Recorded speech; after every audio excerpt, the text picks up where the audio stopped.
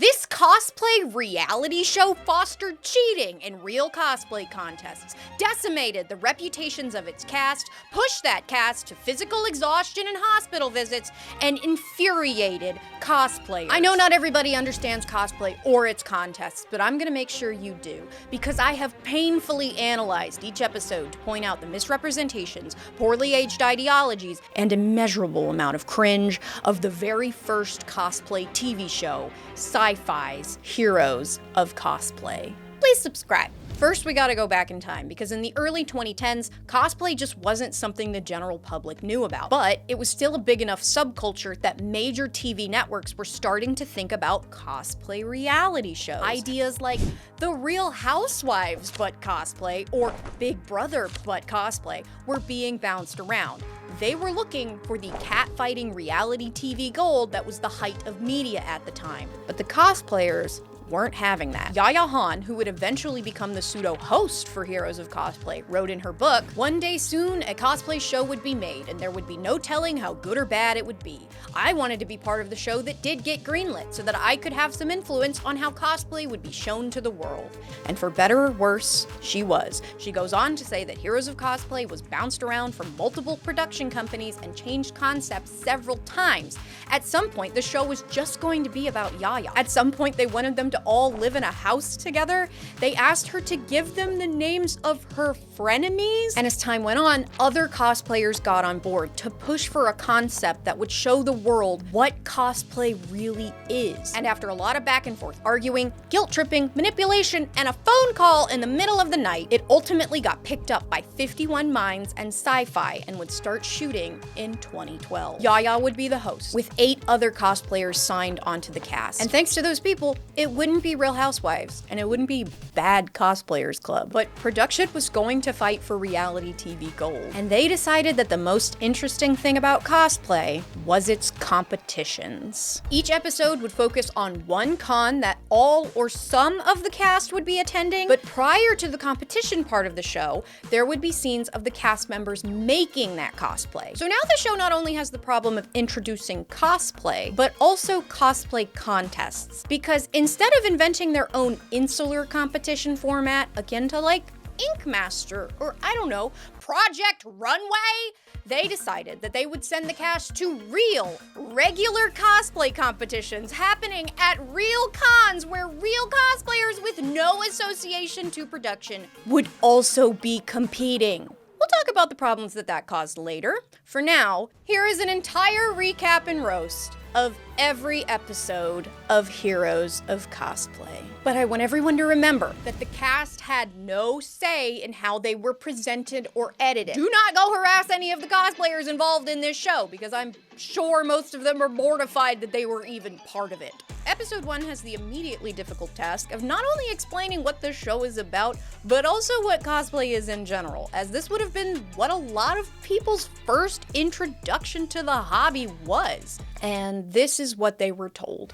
Welcome to the artistic, sexy, and cutthroat world of cosplay. So cosplay can be sexy, but just like not all rectangles or squares, children cosplay. And children are not squares. Anyway, they establish what cosplay is, people dressing up as characters from media, establish that there are famous cosplayers, and then present cosplay competitions, hyping them up as compelling because you can win money and fans. Winning a competition can lead to unlimited business opportunities.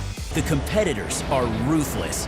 It all comes down to the moment of truth when the cosplayers take the stage. Those who survive can call themselves the Heroes of Cosplay. That's the intro to cosplay. We are ruthless, cutthroat, sexy people interested in money and fame. Now we get to the cast introductions. And first up is Victoria. She's been cosplaying for 14 years, and she says there's different types of cosplayers. Some people do it for fun. She doesn't do it for fun. She does it to be accurate. The competition for this episode is Wizard World Portland's contest, and she's trying to make a Lulu cosplay a week before the con. She backs up this incredibly reasonable and realistic decision by saying that Yaya can put together a cosplay in 3 days. Which leads us to Yaya's introduction, who is introduced as the queen of cosplay, and she remains our sovereign to this day. She's a cosplayer with a wealth of experience, talent, and passion for this community, and she was also on this show. But she plays a different role to the other cast members, in that Yaya is actually retired from competing, so she's going to be a judge at all the competitions, and kind of acts as a host alongside the narrator for the entire show. Yaya at this time is paying her mortgage through cosplay by selling merchandise like prints and her iconic, patented, and copyrighted cat ears. I have one. Those things had a whole legal battle. Then there's the first hint of how crazy the schedule for this show was, because she then says that she's going on a 6-week convention tour, which is not normal by any means. Next, we meet a team of cosplayers, one of whom you may have heard of, Holly Conrad and Jessica Marizan. They make money by running a Crabcat Industries is our costume fabrication shop, cosplay community, and new media entertainment company. They will be entering the competition in cosplays of their D&D characters. They are returning to competing, but oh no, competitions have strained their friendship before. Holly threw a spaz attack every time. She's like, no, why didn't we win? I have to overanalyze this. I'm gonna get all crazy and pee in jars now. Yeah, these two's dynamic gave the show a lot to work with, even in their intro. Because they get into an argument at a makeup shop, and Holly says they're too uncomfortable to show any cleavage, and Jessica insists that sex sells. You're in a competition. About costumes, not cleavage. This isn't the cleavage competition. I just want to say sex sells. That's What? That's all I'm saying. We are barely into the show, and I can already tell how obviously forced most of what everyone says is. Like, please listen to this and tell me this isn't the third time these people said these lines after they were fed them by producers. You realize that Wizard World Portland is less than 2 weeks away. Are we getting too ambitious with this? We're always ambitious. We can literally make anything and do anything. You've said it yourself. Yes, but just promise me you're not gonna have a freak out. I can promise nothing. We're not at the problematic stuff, but I promise you it's coming. But please keep in mind that some of this could have been fed by producers to try and make the show work. Next up is production's least favorite cast member, the only man, Jesse. Jesse has a regular job, and from what I remember, he was everybody's favorite. He's been doing cosplay for 5 years, but he's never competed, and he's entering a cosplay that he's already been working on, which is way more normal, a power armor build from Fallout. That's all we get of Jesse though, because production hates his lack of breasts, because now we meet Becky. She's doing Merida from Brave, and her whole thing is being the character. She calls herself the method actor of cosplay because she likes to have an accent and do what they do. So she goes to archery. And this is weird behavior that I don't want to encourage people to do, because while it's cool if you want to learn how to pose like an archer, acting like Deadpool is not funny anymore, and I need people to stop doing it. That's the cast for this episode. There will be more introductions later, but for now we get drama. So there's this scene with Becky at the gym where she talks about how she needs to lose weight for Merida. It's been a real struggle to try and stay thin enough. For girls, it's so tough because all the good characters are drawn with such, skimpy outfits. And the internet is unforgiving. It's like, oh my gosh, it's the fat version of this, or she needs to do sit-ups. And this whole conversation just makes me sad. The show paints this as the standard for cosplay, and I'll get back to that later. For now, Victoria is trying to do a bunch of embroidery in a week, which is like, holy crap, because I thought she was talking about hand embroidering it, which in a competition, hand embroidery is more impressive, but they are doing it by machine, so it's not impossible to do in a week, but it's not as impressive. And in general, a cosplay like Lulu is just not something you can make in a week. Holly and Jessica need to do a face cast to make Jessica's horns because Kamui Cosplay's horn pattern didn't exist yet, and it is more impressive to do them this way, but they end up just buying horns instead. Yaya is making a last-minute cosplay, and we are introduced to Warbla, the incredibly expensive thermoplastic that ushered in the cosplay armor boom of the 2010s, though it was quickly replaced by its cheaper cousin, EVA foam. And trust me, my explanation of that is way better than what the show said.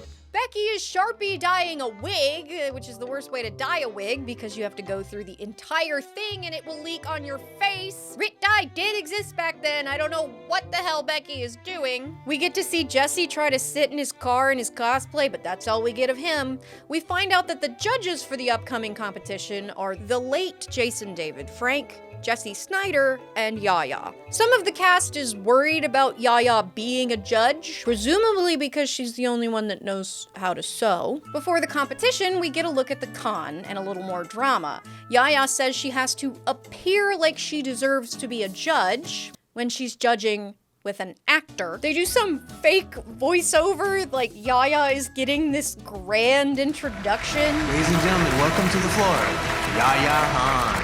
There's lots of fake camera flashes. This fake celebrity stuff, to me, is like the biggest cringe of the show. Like, Yaya is a big name in the cosplay world, and people do come up to her and ask for pictures, but no one is announcing when somebody famous just walked into the convention hall. Victoria didn't finish in time and has to have her embroidery pieces overnight shipped to her, and she receives it with only a few hours left because she went out drinking the night prior. Then we get these weird green screen presentations of the cosplays with these hyper fake shots of everybody walking down the stairs that were clearly roped off by production, but not one for Jessie. But now it's time for the competition.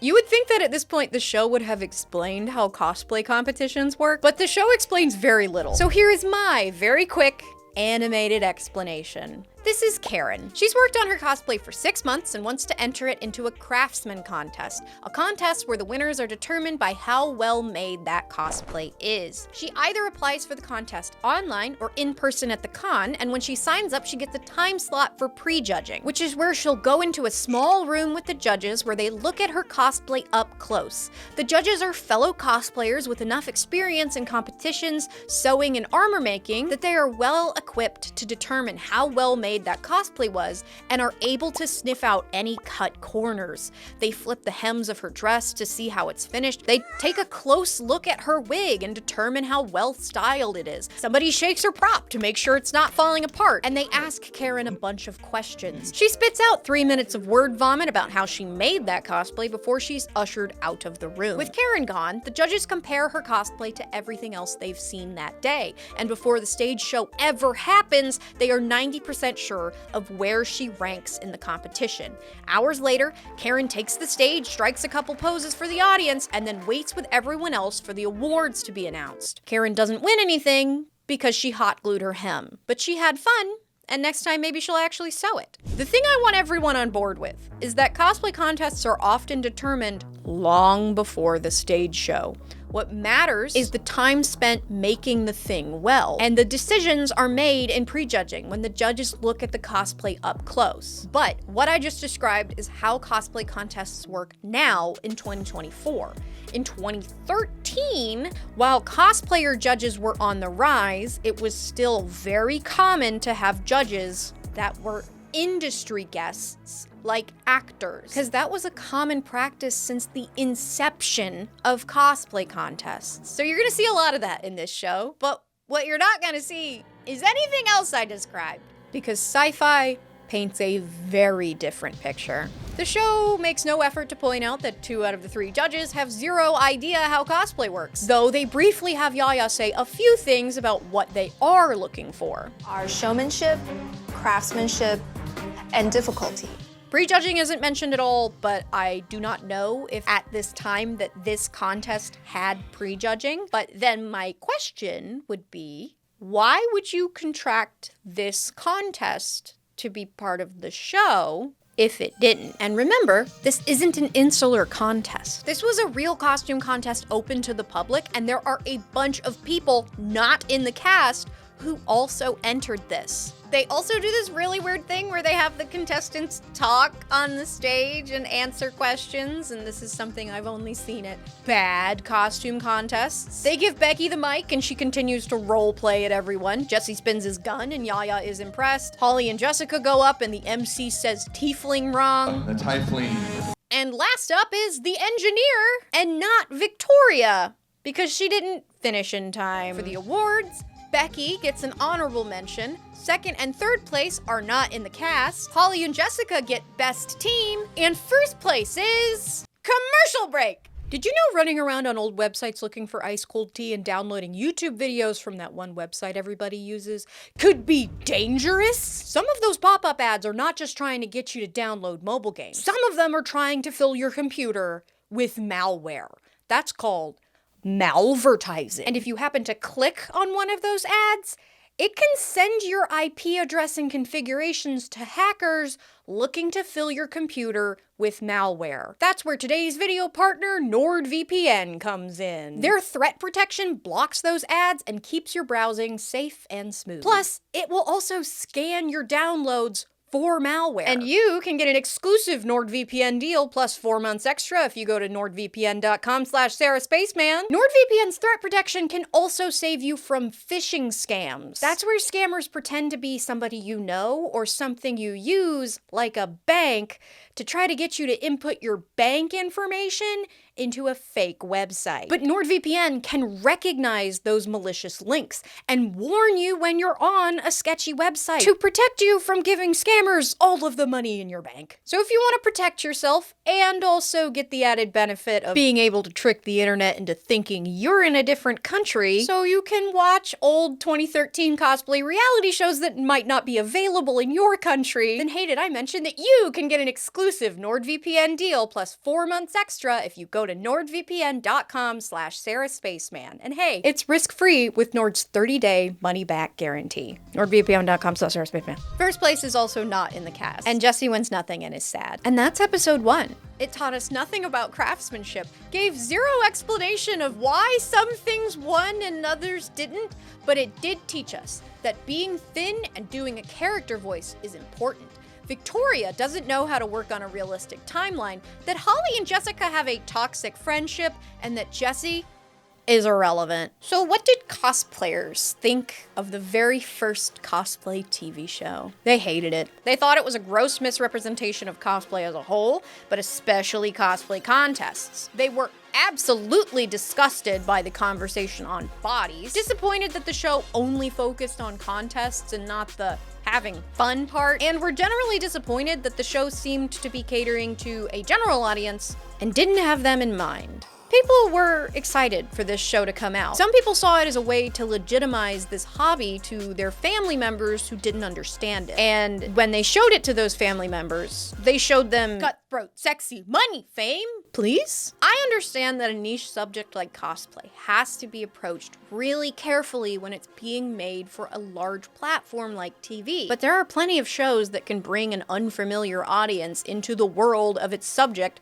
while still actually accurately representing it. A good example of that is Drag Race, but unlike Drag Race, where an actual drag queen is an exclusive producer, Heroes of Cosplay had no RuPaul. The cast members in Heroes of Cosplay, despite their best efforts to explain our community, were not the producers, directors, or editors of the project. And the people that had that power in their hands dropped the ball. It was clear that producers were favoring the drama, but that was just episode 1. It was about to get so much worse. The con for episode 2 is Emerald City Comic-Con, and this episode contains the single most controversial moment of the entire show. And it starts with a few more cast introductions, with the first being Chloe. She was the host of a cosplay show for a YouTube channel. Her dad invented the lightsaber, and this isn't mentioned in the show, but she was also an extra in Spider-Man and Spider-Man 2. She hasn't competed before, but will be entering at Emerald City and wants to compete because she hosts a cosplay show and says she needs street cred. And she's making Lydia Dietz from Beetlejuice and a sandworm prop to go with it, which she's going to make out of some kind of unexplained foam.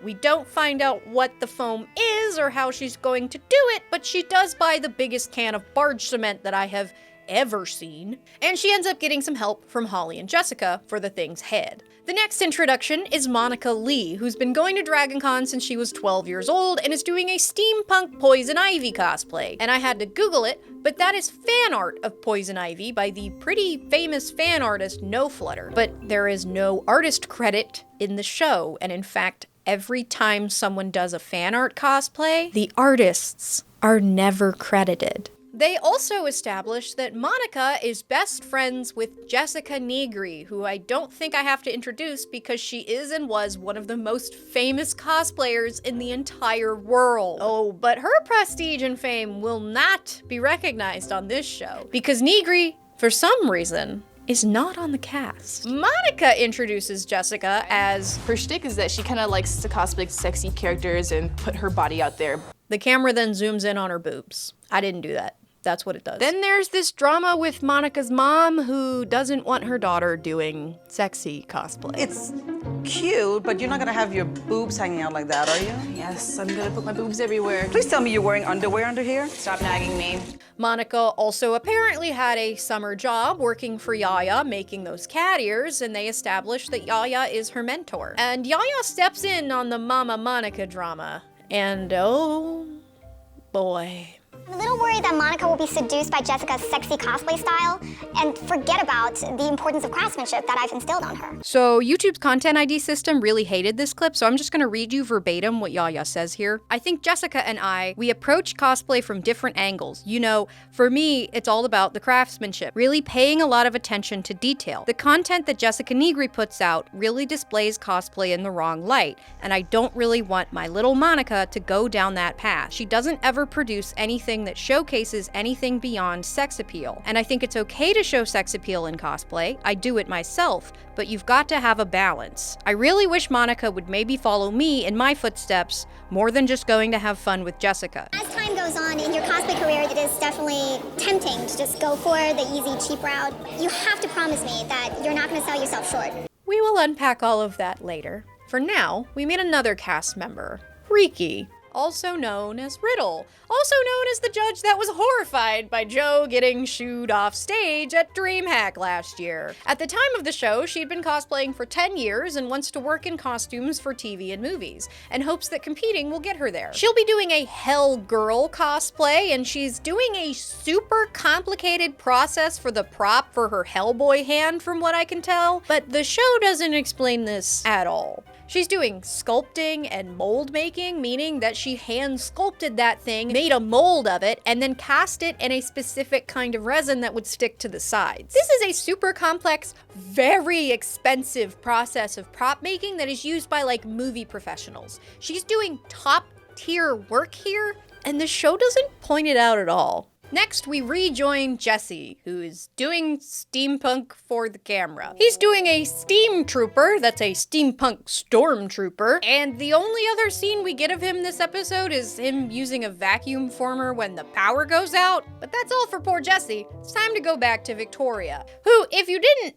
notice yet, Victoria doesn't really make her own costumes, or her boyfriend Jinyo does. For Emerald City, they want to do an original design based on the movie Tron Legacy, which is a movie everyone liked and remembers. And yeah, he basically makes the entire cosplay for her. But it's time for Emerald City Comic-Con. Yaya confronts Victoria about not showing up last episode, and Yaya points out that when Victoria met Jinyo, her quality shot through the roof. Jessica Negri shows up and we hear literally nothing from her, but Monica does say that Yaya has beef with her for getting likes for being sexy. But that leads us to the most controversial moment of the entire show. Most of the cast, not including Jesse, goes out for drinks. And then this happens. Okay, cosplay pet peeves. People often say like, well, I'm really big, or what can I do? And it's like, you're a big muscular dude, go be Superman. Yeah, I think that anybody should be whatever they want to be, whenever.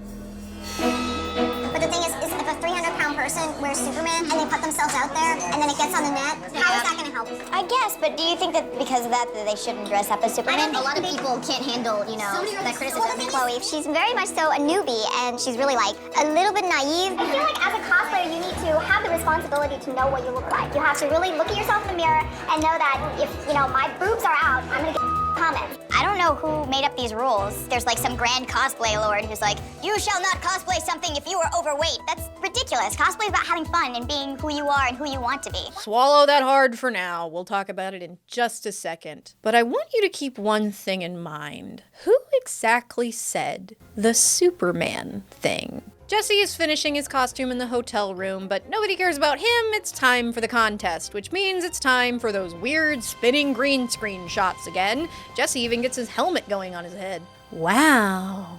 The judges this time are two people who are not cosplayers and Yaya Han. They talk to them on stage again, which is still weird. Chloe yells a triple Beetlejuice on the stage, and for some reason, the show edits the audio to play this clip twice when she clearly only said it once. Beetlejuice, Beetlejuice, Beetlejuice! Beetlejuice, Beetlejuice, Beetlejuice! There's both of those clips playing at the same time.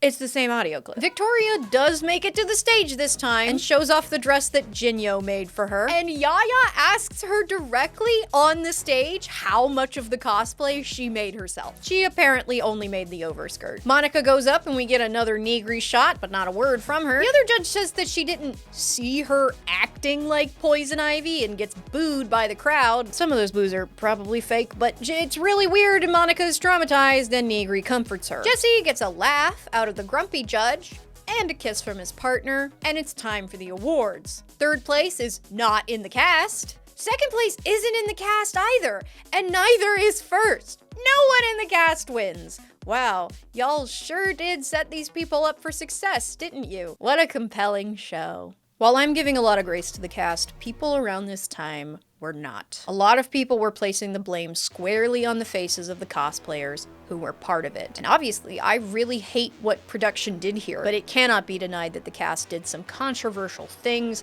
that got them their own round of backlash. This is the part about fat shaming.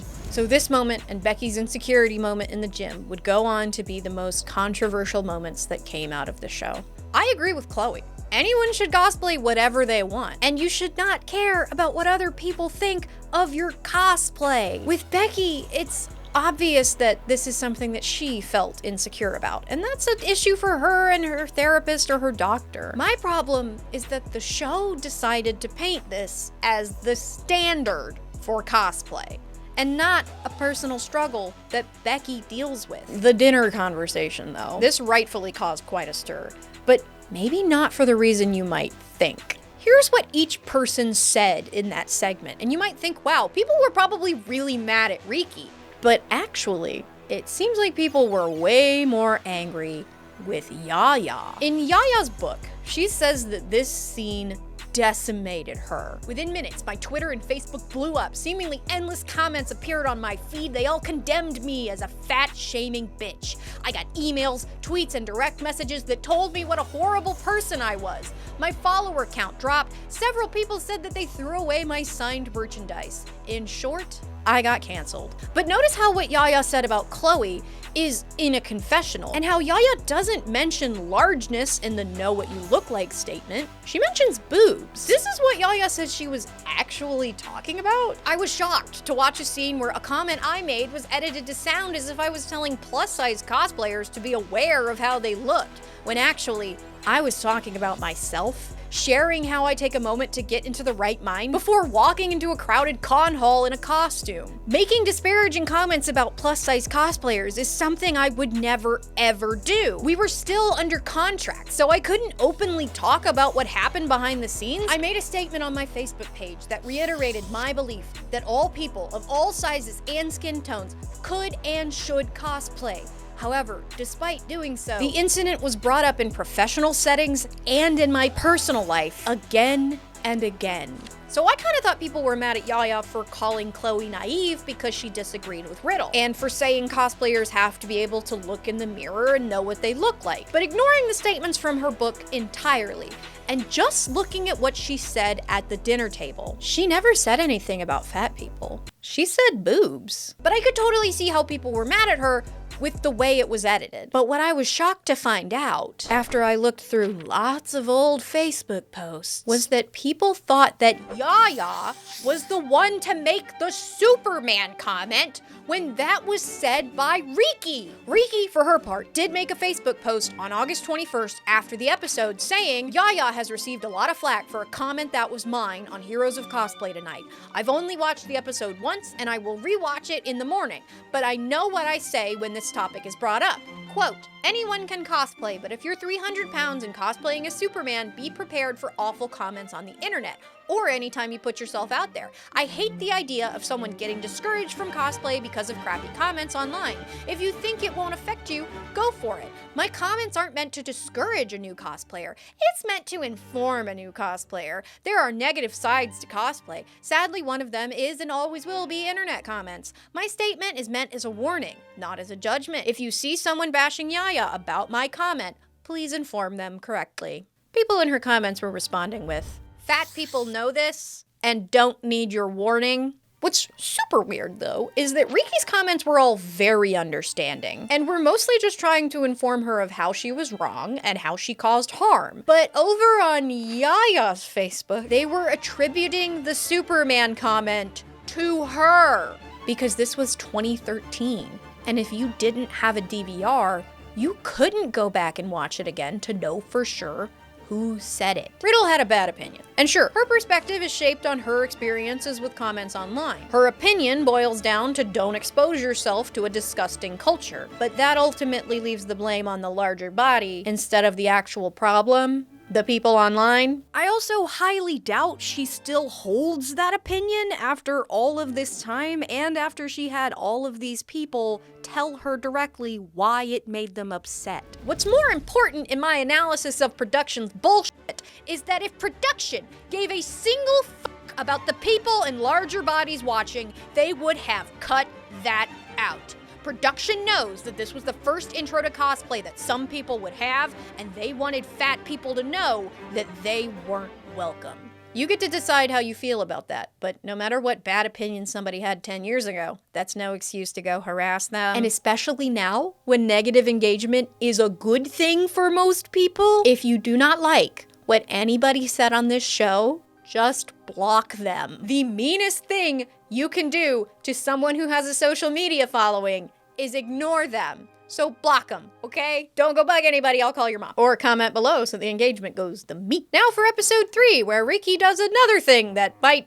piss you off. Con for this episode is MegaCon and starts with Chloe returning a giant piece of EVA foam to Holly and Jessica, who have decided to compete against each other for the first time. Holly is doing Laliari from Galaxy Quest and Jessica is doing Tank Girl. Neither of these are very complicated costumes, but Holly is making an alien prop to go with hers to make it more competition worthy. And she's making it out of furry foam and balloon latex. While Jessica makes snide remarks about other people that have cosplayed as Tank Girl and how she's not like them because she's going to be the first person ever to wear a bald cap. Because no one else has done it. No one has ever worn a bald cap before. Becky is doing one of the girls from Wreck-It Ralph, and after being told by Victoria that the winner at Emerald City was a big armor build, she decides that taffeta isn't enough on her own and that she's going to make a car, which she doesn't know how to do, so she's going to need help from her assigned sidekick, her roommate, Lance. He thinks this is nuts, but he's making the car for her anyway, which completely negates the addition of the car because she didn't make it. I think he's making it out of insulation foam. They don't tell us what it is, but I love to see the PPE. Riki is making this Betty Page as the Rocketeer cosplay and says, I hear lighting up wins you awards. It lights up.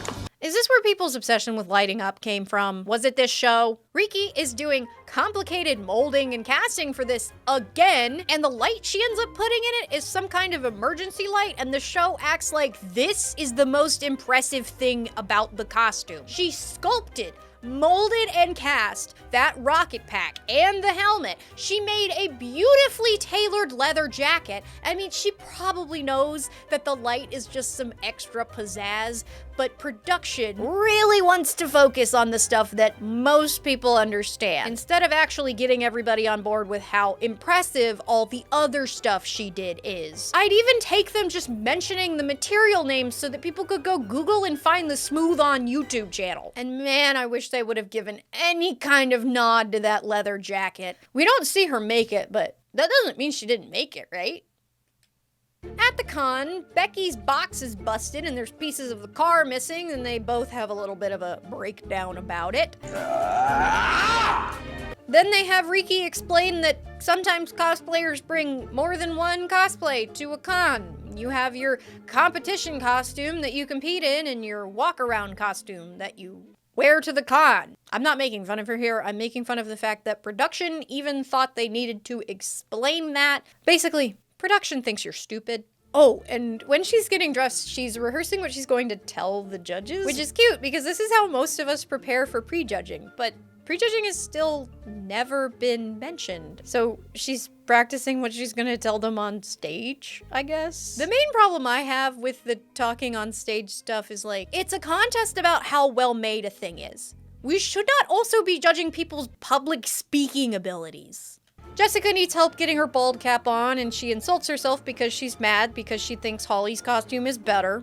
I'm sorry that I'm not you and not good Oh my enough. god, don't start this. This is so ridiculous. The stupid green screen reveal shots happen again with the fake flashes. Backstage, the cast is filling out forms for the judges where they write about what they did to make the costume, and Riki wrote a lot because she did a lot, and Holly takes this as a jab. But then we get to the stage and they do the weird talking thing again. Becky's car doesn't make it to the stage. The judges are impressed by Holly's furry foam and sprayed balloon latex alien. Jessica makes sure the judges know that she's definitely the first person ever to wear a bald cap, ever. And Riddle stumbles through her words on the stage for a second, and the first time I saw this, I didn't think anything of it. But the stumble is in response to this question. So you made the jacket? Yeah. All right, Rick, come on. Remember the family motto. Don't it up. Yeah, I made the jacket and it's all lined and it's done with leather. Oh no. Yeah, I made the jacket and it's all lined and it's done with leather. Ma'am, for the awards, Jessica gets third in Tank Girl, Riddle gets second, and somebody not from the cast wins in a big armor piece. I also want to dig into a little bit of something I saw that was kind of weird with Riddle's making segment. So, as I said, I don't think she made that jacket. It seems like it was commissioned, but what I thought was really weird was that they have two scenes with this rocket pack, right?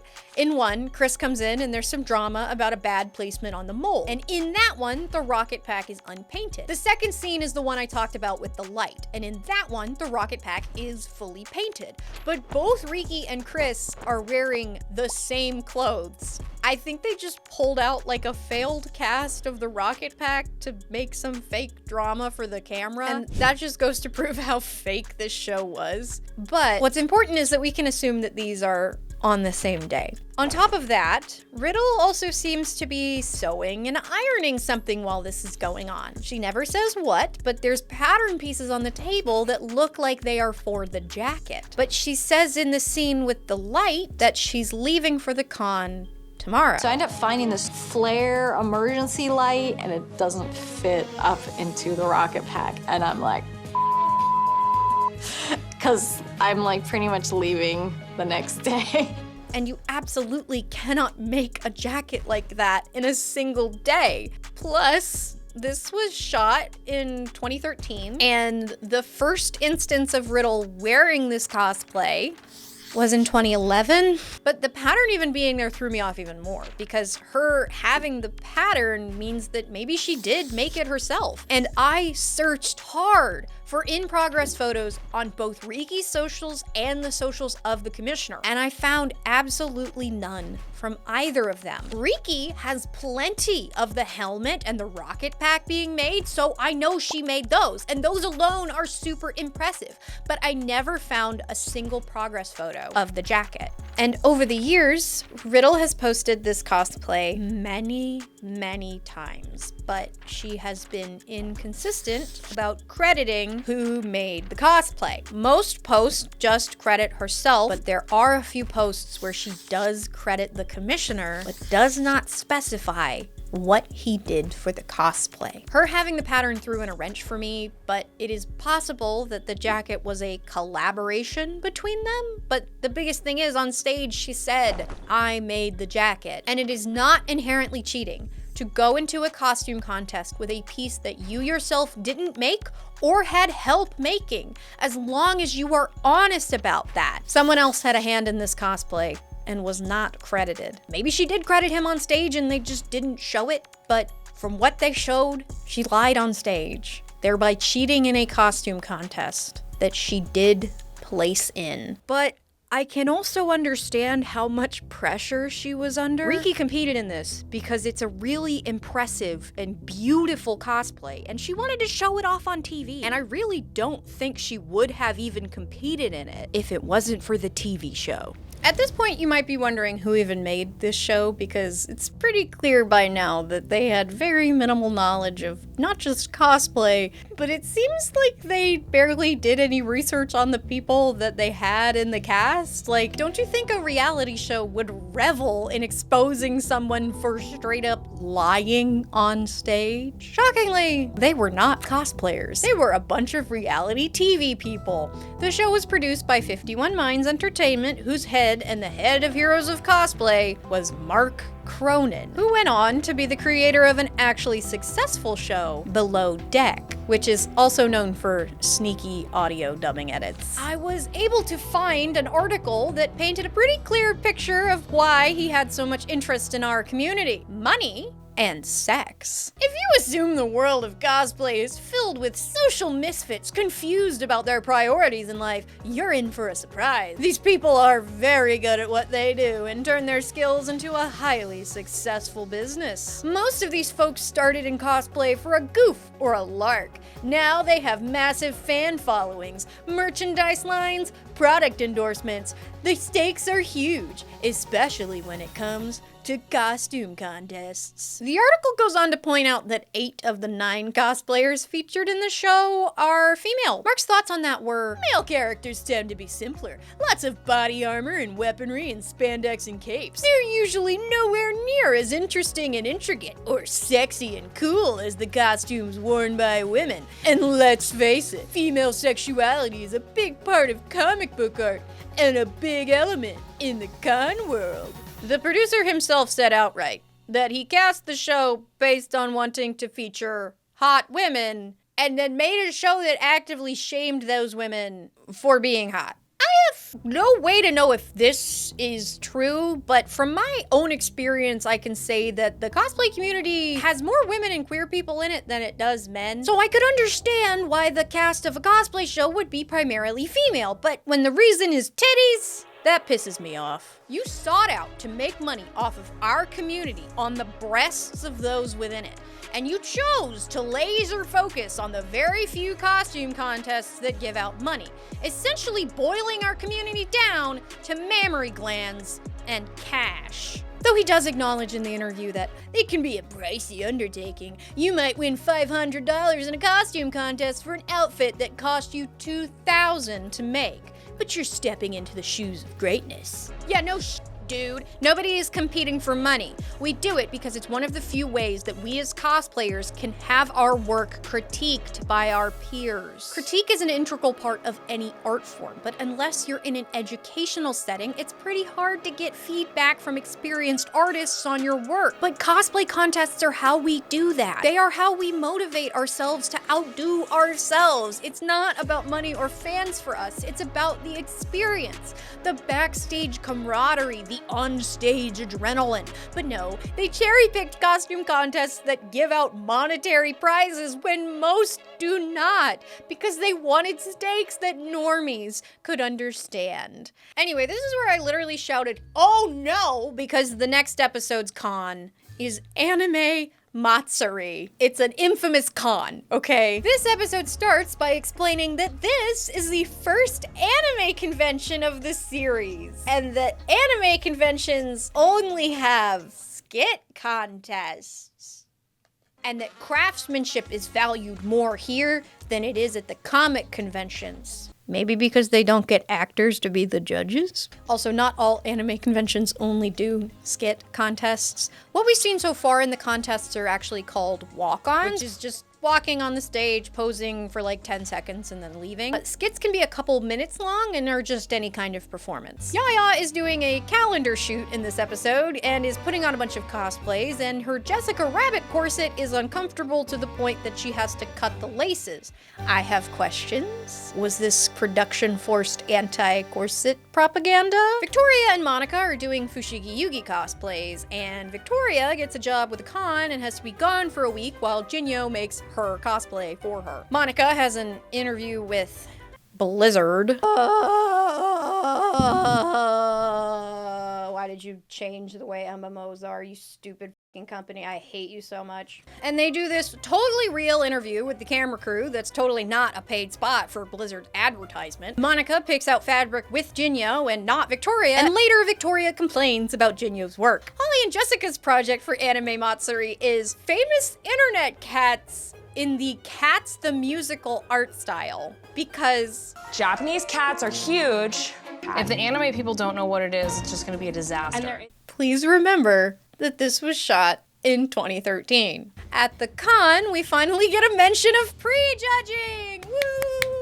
Yaya negates the statement from the beginning of the episode that said that anime conventions require skits, explaining correctly that there are both skits and walk-ons. Victoria and Monica still aren't finished with their costumes, to the point that the con is in full swing while Victoria is having the unfortunate experience of threading a serger. Becky is not competing, but she's there as a guest and is judging the Marvel costume contest. And Monica makes a comment about her being unqualified. I was shocked to find that Becky was judging the costume contest because she doesn't really have many credentials as far as craftsmanship is going. Becky comes up to see Monica and Victoria and asks if Monica would want to work with her at Planet Comic-Con, and she tells her to her face that her craftsmanship isn't good enough for her. It's kind of like you're the last person I would think to group with. Craftsmanship is like the #1 thing, and I've seen your craftsmanship stuff before, and I wouldn't really even want that. I don't think my craftsmanship's that horrible. Her partner Victoria then hot glues her horns together just in time for prejudging.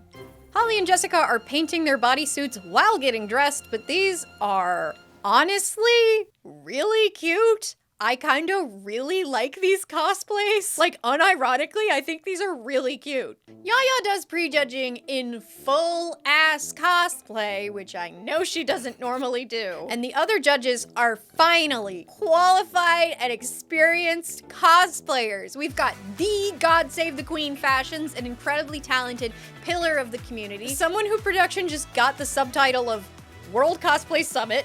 Maybe they went to World Cosplay Summit, I don't know, and a prop maker, but woo! Holly and Jessica get some flack for not actually making their bodysuits, but there's this weird edit where they put in Yaya's voice and play her saying, I wish they made their bodysuits, to have her say it while they're in the room. And I know this is cut from later because the clip they play over it is reused, and they literally play the actual audio on the second play of the clip. And inspecting them. I wish they had made their bodysuits. Painted. Yes, did you have a loom for the knitting process? So like you painted that and she painted this? Plus, I'm pretty sure this is the beginning of the sentence. Here's those two edited together. I wish they had made their bodysuit. That's a big part of the costume that they didn't make. So more stupid, weird editing, but at least we got to see prejudging. Victoria is freaking out that God Save the Queen is flipping all of Monica's hems, and when she walks over to her, Victoria's headpiece falls apart. Oh no! Yaya asks her why she hot glued it to her face. Why did you choose hot glue for the method to attach those? But the stage show starts, and Matt Mercer was in this show? So there's a whole subplot about Holly and Jessica, with Jessica being allergic to wool and not wanting to make the wigs out of wool, but they do it anyway, and at the contests, it makes Jessica so sick that she throws up. Don't do that. Monica and Victoria do their skit, and it's a fun little flowy sleeve dance, and then they make up this stupid edit where it seems like Holly and Jessica won't go up on stage, but they do. And this skit is, like, I get what they were referencing, and maybe it's better in person, but the edit does them no favors. It makes them look like this was the weirdest idea ever, and Yaya doesn't get it at all. But then they get off stage and Jessica sits on the floor and gets into a fight with the security guard because she refuses to get up even though it seems like she's sitting in front of the elevator. But they go back to their hotel room instead of staying for the awards because Jessica is so sick. And the awards are 3 Third place is not in the cast. Second place, not in the cast. First place, also not in the cast. It's almost like artificially making people go to this many competitions in this little time is unrealistic and leads to nobody winning anything. What a great show. So with this being the first anime convention of the series, I think it's time that I brought you into a weird dichotomy within the cosplay community that never leaves my mind, and that's the strange distinction between the comic book people and the anime video game people. Like, these aren't two separate communities, but this guy Mark and how he themed the show really exemplifies this phenomenon in that there are people out there that think that because comic book movies and superhero movies are so mainstream that they must be like every cosplayer's favorite thing. That they must be the biggest thing in cosplay. And don't get me wrong, they are a big part. But especially in the competition scene, you actually rarely see comic book cosplays. Why? Well, one of the biggest factors in people winning a costume contest is the variety of techniques used in that cosplay and the complexity of it. At competition level, complex and complicated video game character designs like Monster Hunter armor sets are incredibly popular, and Spider-Man is rarely seen. And isn't it kind of messed up to have a cosplay show, the first cosplay show, and not give any props to Japan or Japanese media? Like, mentioning anime in the intro and going to a couple anime conventions doesn't cut it when cosplay would not be what it was then or now without Japan. While cosplay did originate in the West from the sci-fi community, mostly the Trekkies, and what those people were doing is cosplay, they didn't use the term cosplay for what they were doing. Because cosplay was coined in 1984 by Nobuyuki Takahashi after he visited a sci-fi convention in the United States, returned to Japan, and wrote an article about what he saw and called it cosplay. He borrowed two words from English, costume and play, which is why in Japanese, cosplay is spelled in katakana. Cosplay soon erupted in Japan, and just like Lolita fashion made its way back to the West in its new form under its new name, where it blossomed even further. And yes, I know that in 2013, anime was nowhere near as mainstream as it is today, and that the biggest thing in the world was Marvel movies. And it's fine, and it makes sense that they would want to cater to a Western market, and I'm not saying that it should have been Japanese themed.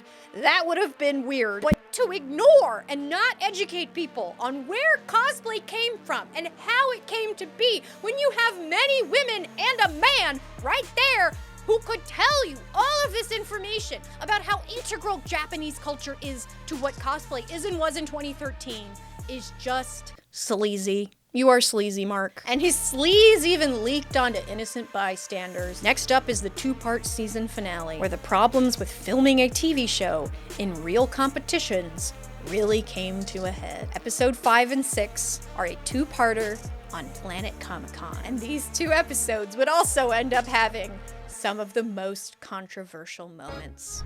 Episode 5 starts off with the narrator explaining that Planet Comic-Con will have two costume contests. An individual contest with walk-ons and a group contest requiring skits. We start with Holly and Jessica, and Holly is now the second person ever to wear a bald cap.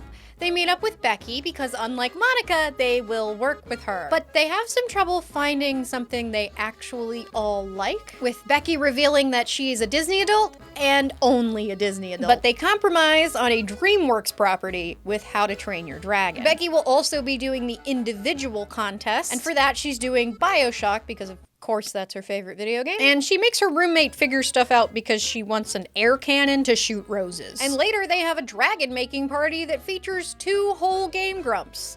Jesse is finally back and he's gonna do Assassin's Creed 4, and like, I know people like Black Flag, but I don't know how anybody could have been hype about this game when 3 was so awful. Jesse's working with elk leather for this cosplay and literally takes it to the ocean to weather it, but that's enough of him. The big drama for this episode is that Yaya has decided to compete and come out of competition retirement. By decided, I mean she was forced to by production. According to a reliable source, the show would not have happened at all if Yaya had not agreed to compete in this one contest. But she's going to be in the group contest, and she's doing a skit with Monica and Riddle, and they are doing American McGee's Alice. And this is the birth of Yaya's incredible Queen of Hearts cosplay. Monica will be the Cheshire Cat, and Riddle will be a quick change normal Alice to gross meat thing that she is sculpting and molding and casting. She is casting a dress. What? The amount of money that would cost. Like, we can even hear Chris ask,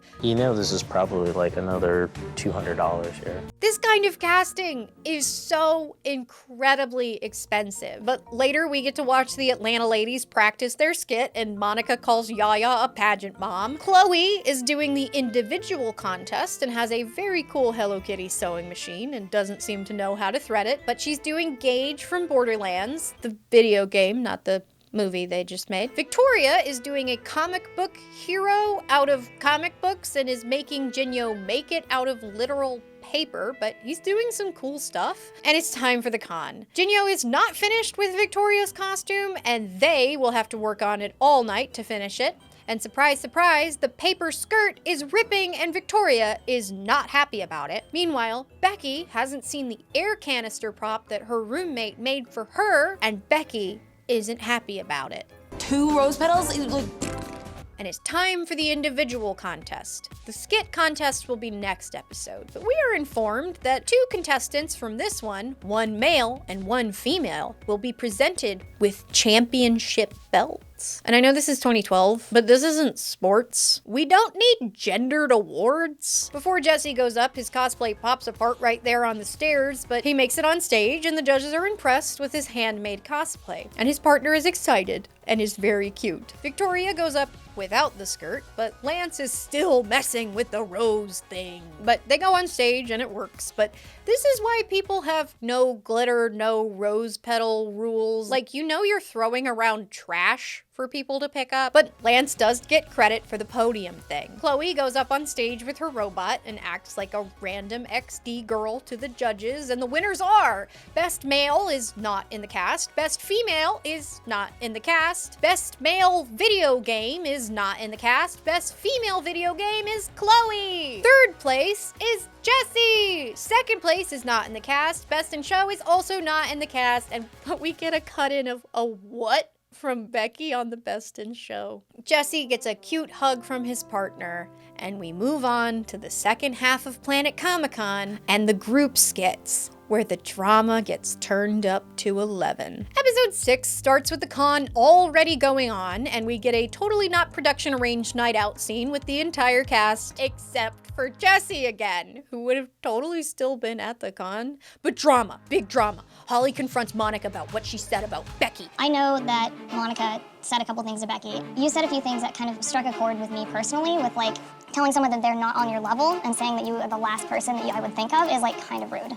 To be honest, when I say the last person, it's more because when I think of groups, I think of people I'm really close with. Wait, I wasn't there at that conversation, so what happened? Are you serious? You're really gonna call me out in front of Yaya with something I said to Becky? I didn't mean to make Becky feel upset, and I'm sorry that she did. I wish that she had come to me so we could talk it out. Anyway, the day of the contest, the DreamWorks Adults drama is that Becky slept in her contacts and her pain scale is at an 8 or a 9, so she ends up going to the hospital. They make it a big drama if she will be back in time or not, but she does, and she still has her eyes and is ready to compete. Team Atlanta wasn't faring any better though.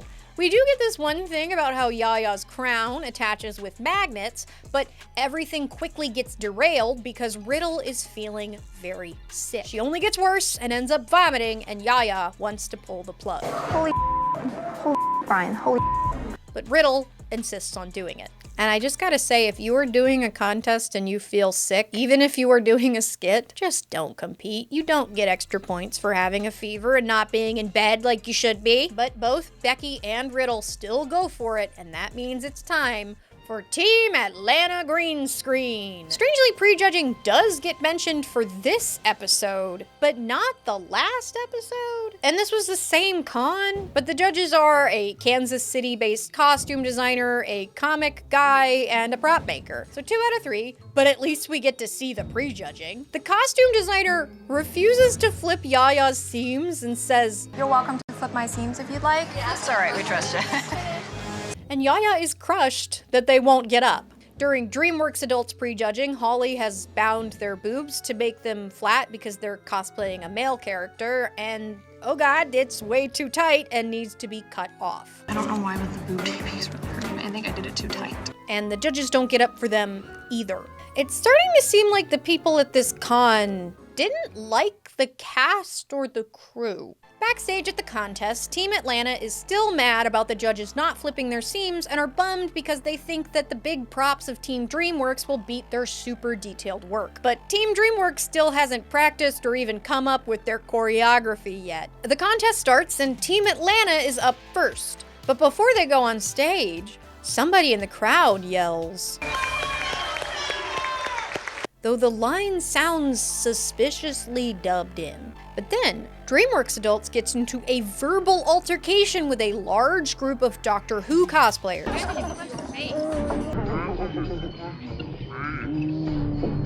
We made these in 4 days. No, but we go to tons of conventions. Like, everyone is here to have a safe place to go and be themselves and have a good time. Those girls were doing exactly opposite of that. They just decided to just completely alienate us. You make your costume. Yeah. But that's really rude of you guys. We work hard. We really do, and you do too. This is about having fun, and how dare you make it about not having fun? We're done. I cannot believe you. It's okay, Becky. It's okay. It's okay. Don't worry.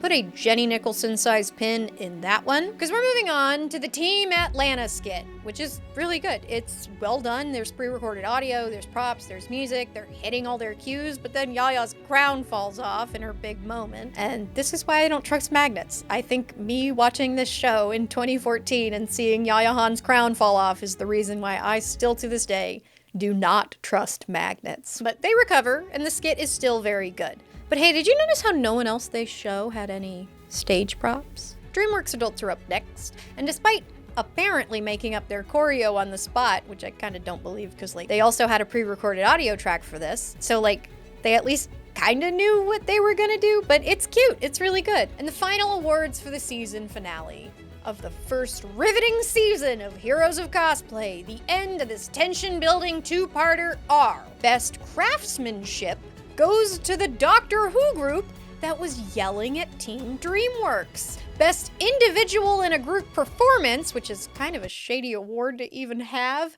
goes to somebody not in the cast from a group of fairies. And for the grand prize, the MC announces that the judges are between two groups. Will it be both sets of cast members?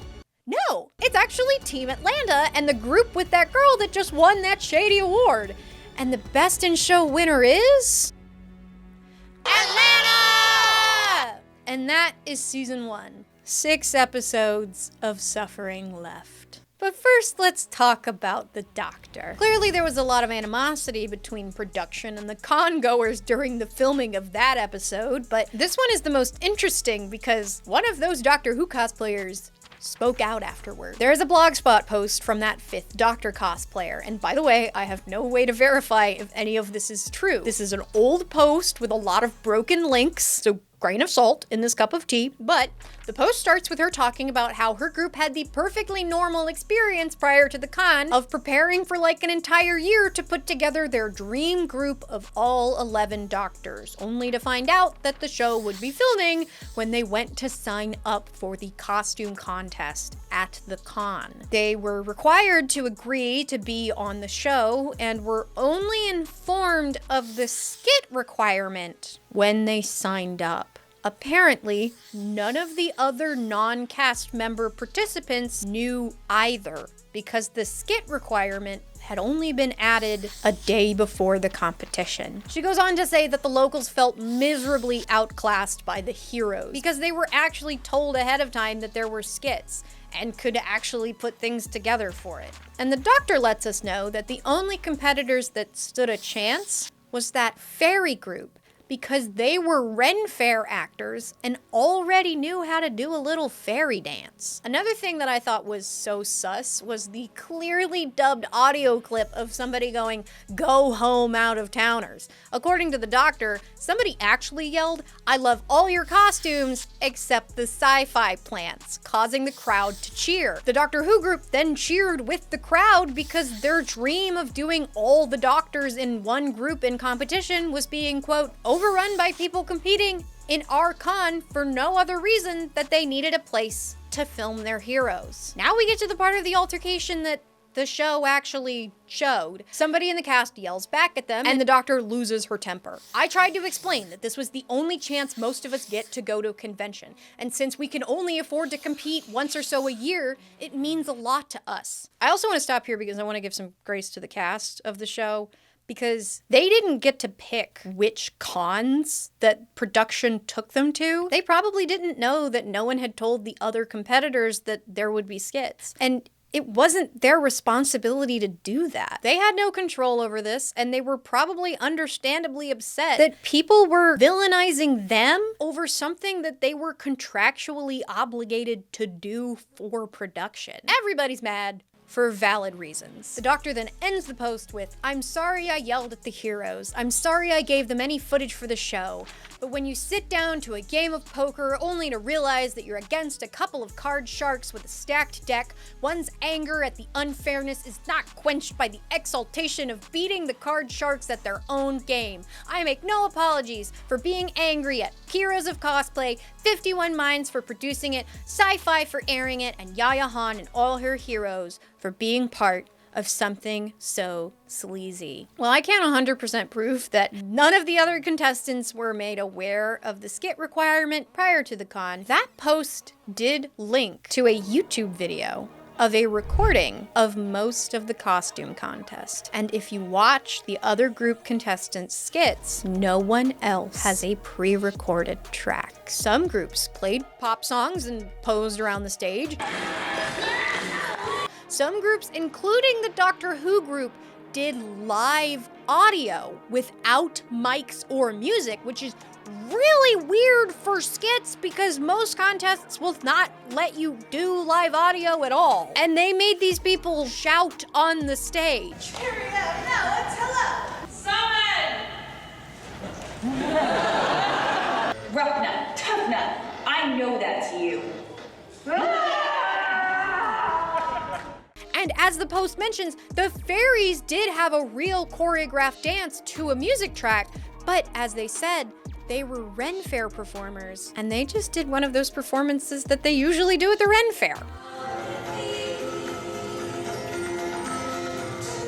Plus, Chloe ended up responding to this post in a Tumblr post that I was only able to access from the Wayback Machine. I assume Chloe was in the audience for this, but she includes some statements from Jessica, who was right there. The way it started was someone from the audience identified my friends as sci-fi plants. She then includes a quote from Jessica, who said this in their secret cast Facebook group. The stuff that girl wrote when she was summarizing, not throwing around blame, was pretty accurate. Someone did shout something out from the audience. They cheered. I think Becky, asked them why they would cheer or something really Disney princess. And then that girl got all aggro and said that line where you can read her lips. You're not even from Kansas City. Holly mentioned that we spent a buttload of money shipping things here. I cannot believe production made them pay to ship their own stuff to be on their show. And that we worked really hard. They said they only go to one convention a year. Then I said Stephen Moffat would be ashamed that they were being so catty. Then that's when Holly said how dare they make it about not having fun and all that. That's when the mean girl did her hand thing. Then Becky was crying and Holly hugged her and we gave each other death glares for the rest of the night. Later, Chloe and I had a really forced heart-to-heart with them, which ended in a really forced group hug with the hand girl whispering, "Just drop it," in my ear. The doctor then made a second post where she apologized to Chloe, Becky, Holly, and Jessica after the first post caused what she called a Tumblr war. The thing is, all of this shit, all of this drama, all of these random people who felt hurt, all of this could have been avoided if they hadn't gone with such a flawed format. Why wouldn't you just do a Project Runway ripoff? Well, money.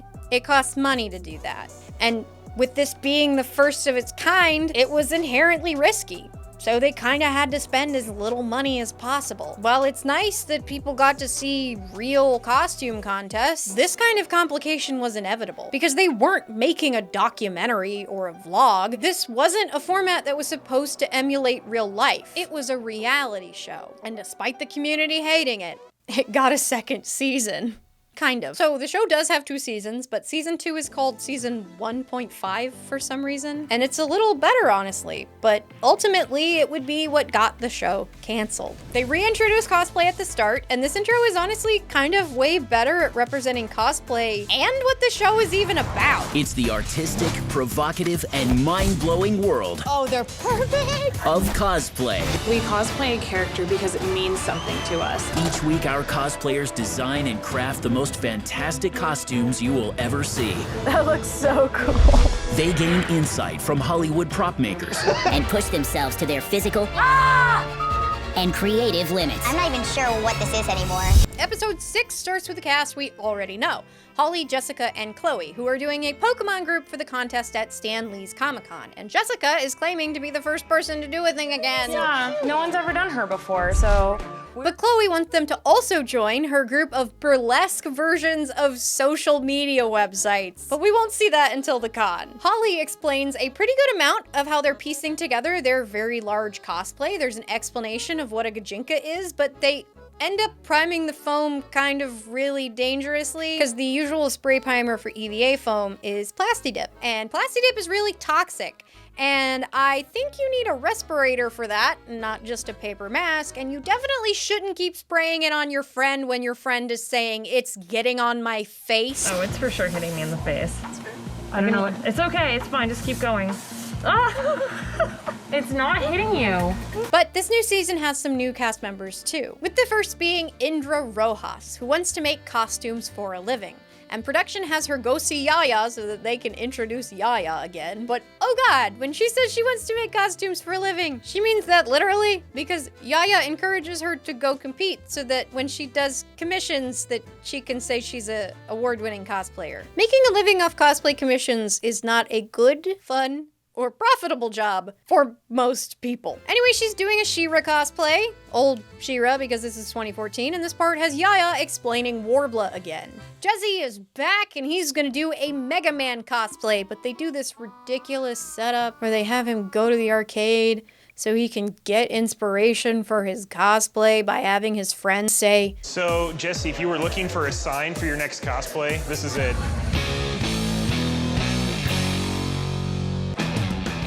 Got it. They are going to do this stupid fake inspiration setup for like every episode. We get to see him use EVA foam for the first time, and he's sadly using hot glue, which is just unfortunate because there weren't a lot of internet videos about this stuff. Actually, no, there were. But everyone was just using hot glue, which can work on EVA foam, but contact cement is much better, especially for curved objects like this because you need it to bond on contact anyway. That's all we get of Jesse, because it's time for Kamikaze.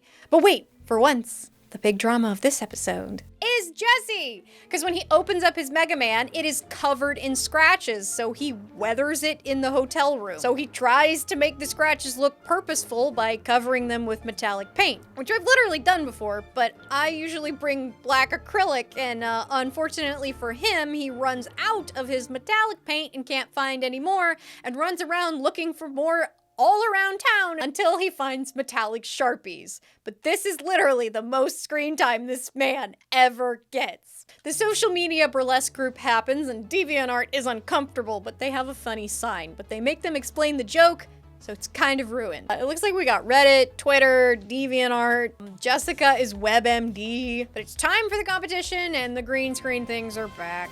The judges this time are a makeup artist, Lauren Bergman of Castle Corsetry, Ivy Doomkitty, who is a cosplayer, and Anise Dem Fatale. Anise Dem Fatale is the final judge, and she's a huge name in the industry. She's been doing her own custom stuff for 20 plus years, easy. Did she start when she was 5?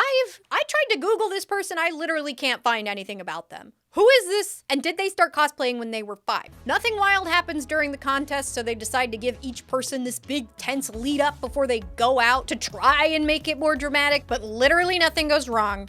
and they could not think of any other way to make this interesting. The judges deliberate, and Indra gets compliments on making the character not look like the cartoon. You hear that, production. Accuracy isn't king. And for the awards, best group is not in the cast, third place is also not in the cast, second place not in the cast, and best in show goes to not in the cast. Wow! Another goose egg for the Heroes cast. I guess they learned absolutely nothing after season 1. And not to mention that there have never been any explanations of why cosplays did or didn't win, and no mention of the fact that if you don't win in a cosplay, you can re-enter it. This is what I'm talking about. I have been a competition cosplayer for a long time, and even when I competed all the time, I still only competed like once or twice a year. Plus, back then I would literally only make like one cosplay a year, and I would compete in it more than once because I wouldn't win. So I would just re-enter it in a different contest. Now, if you win something in that cosplay, it is considered bad form to re-enter that cosplay. But if you do not place at all,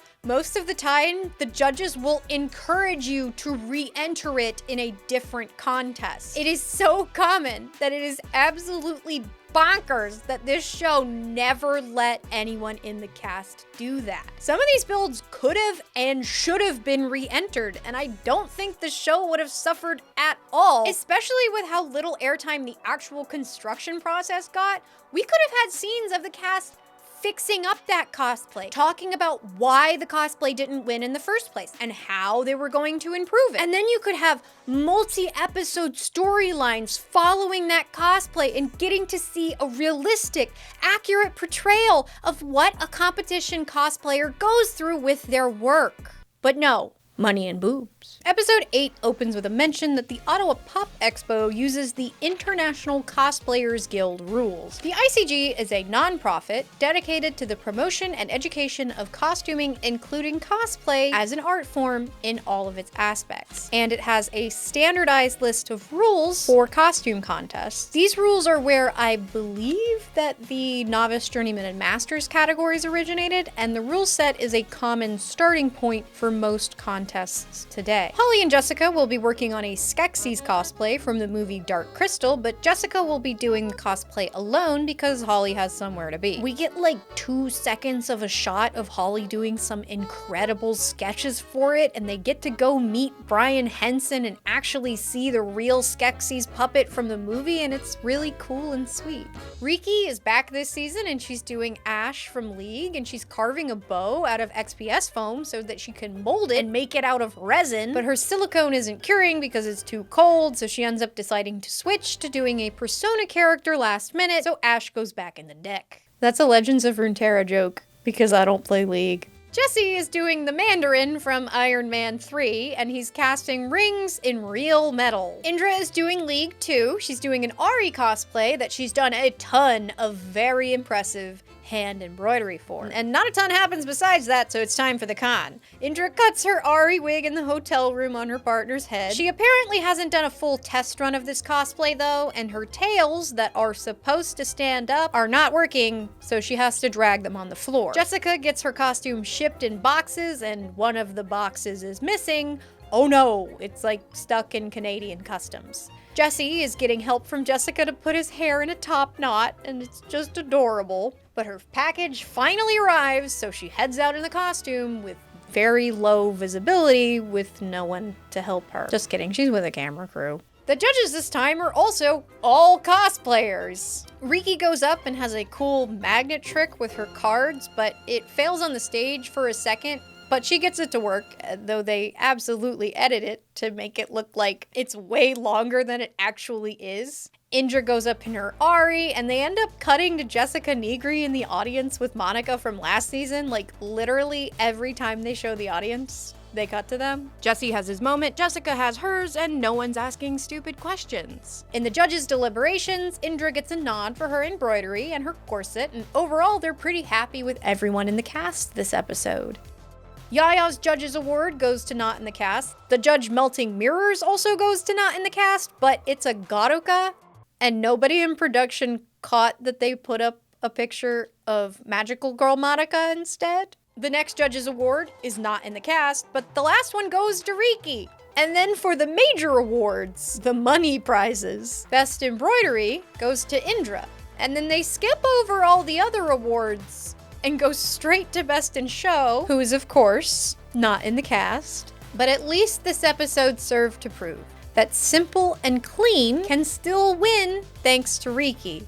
And someone else is about to immediately derail that with the single worst cosplay of the entire show. Episode 9 is about Animate Miami. Holly, Jessica, and Chloe are doing Dragon Age Inquisition cosplays, and they actually did them prior to the game coming out because they got to work with the developer. So there's this whole segment, where they go to the offices and they get to see the character that they have chosen for Chloe to cosplay. They do a duct tape pattern for the cosplay and even explain the entire process of how to do it.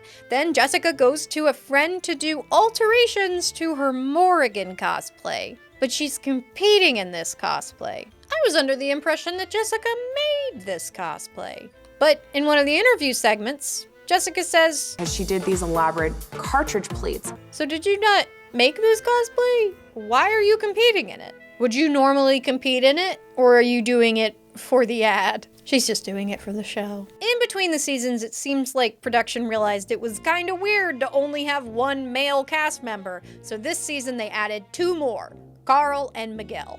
And they keep doing this stuff where production has them go to some place to get inspiration for their costume because filming someone at home watching anime wouldn't be exciting, I guess. You can't just tell us that they love the character. You have to stage them getting the idea. Anyway, Carl is introduced as a young and hungry cosplayer. He's competed a lot, and he's going to be making the mannequin from Silent Hill in a week.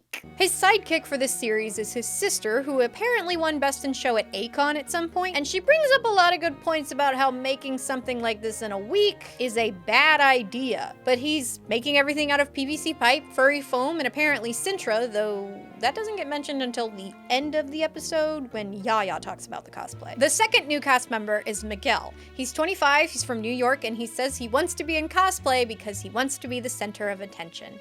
He's never competed before, but he'll be making Black War Greymon from Digimon, a big old armor build. He's never made anything this ambitious before, but the classic cosplay material flooring mats has finally made its TV debut.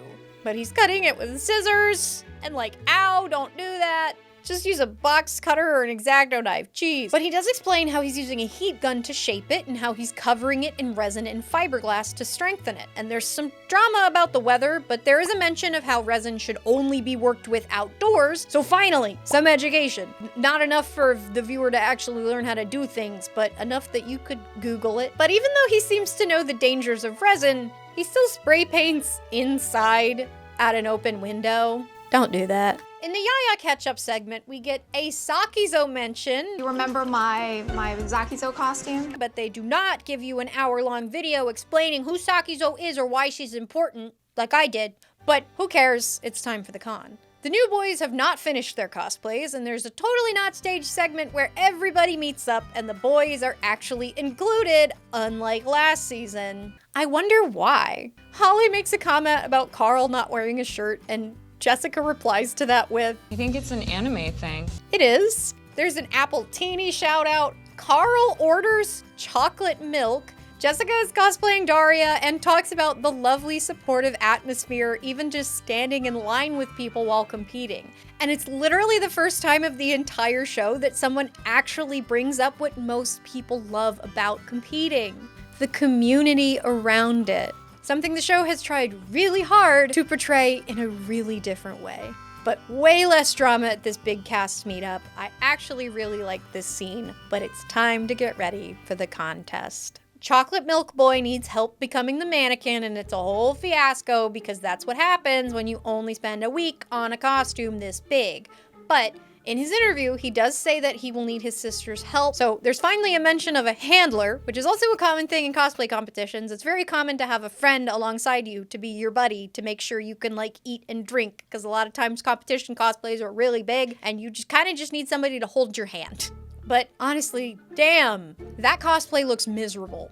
And it wasn't until Miguel's green screen segment that I saw that he straight up did what is considered not a full no-no, but a in foam smithing, and that is that he used the actual texture of the flooring foam. Like, it doesn't look bad, but it's less work than getting rid of it. Yaya is prejudging an Asakizo. Again, I know she doesn't normally do that and that it's just for the show, but damn, that looks miserable. And the other judges are actually other cosplayers. The Dragon Age group goes in and they look great, but Jessica does say that her dress was made by somebody else, and like, I don't know why you would even go to prejudging and not just be like part of the stage presentation, but okay, TV show. There's even a cut-in of her confessional where she says, "My friend Jenny made the blouse and both of the skirts, and I'm really worried that's going to affect our chances for placing." Girl, what? Miguel goes to prejudging and says something about how he didn't prime the foam on his feet, and Yaya calls him out for that to his face and says, "The feet are actually expanding foam, and then I resined them,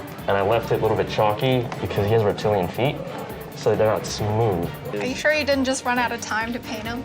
And then they build up all this drama about how long it takes Carl to get to prejudging, and it seems like they're gonna fake him being super late, but he does finally make it, and he's kind of falling apart. He can barely walk in the thing, and Yaya says it best. I have no idea what I'm even looking at. Though he talks a whole lot about what the character is instead of how he made it, which you just shouldn't do in prejudging because it's a waste of time. They want to know how you made it. They don't care about the character.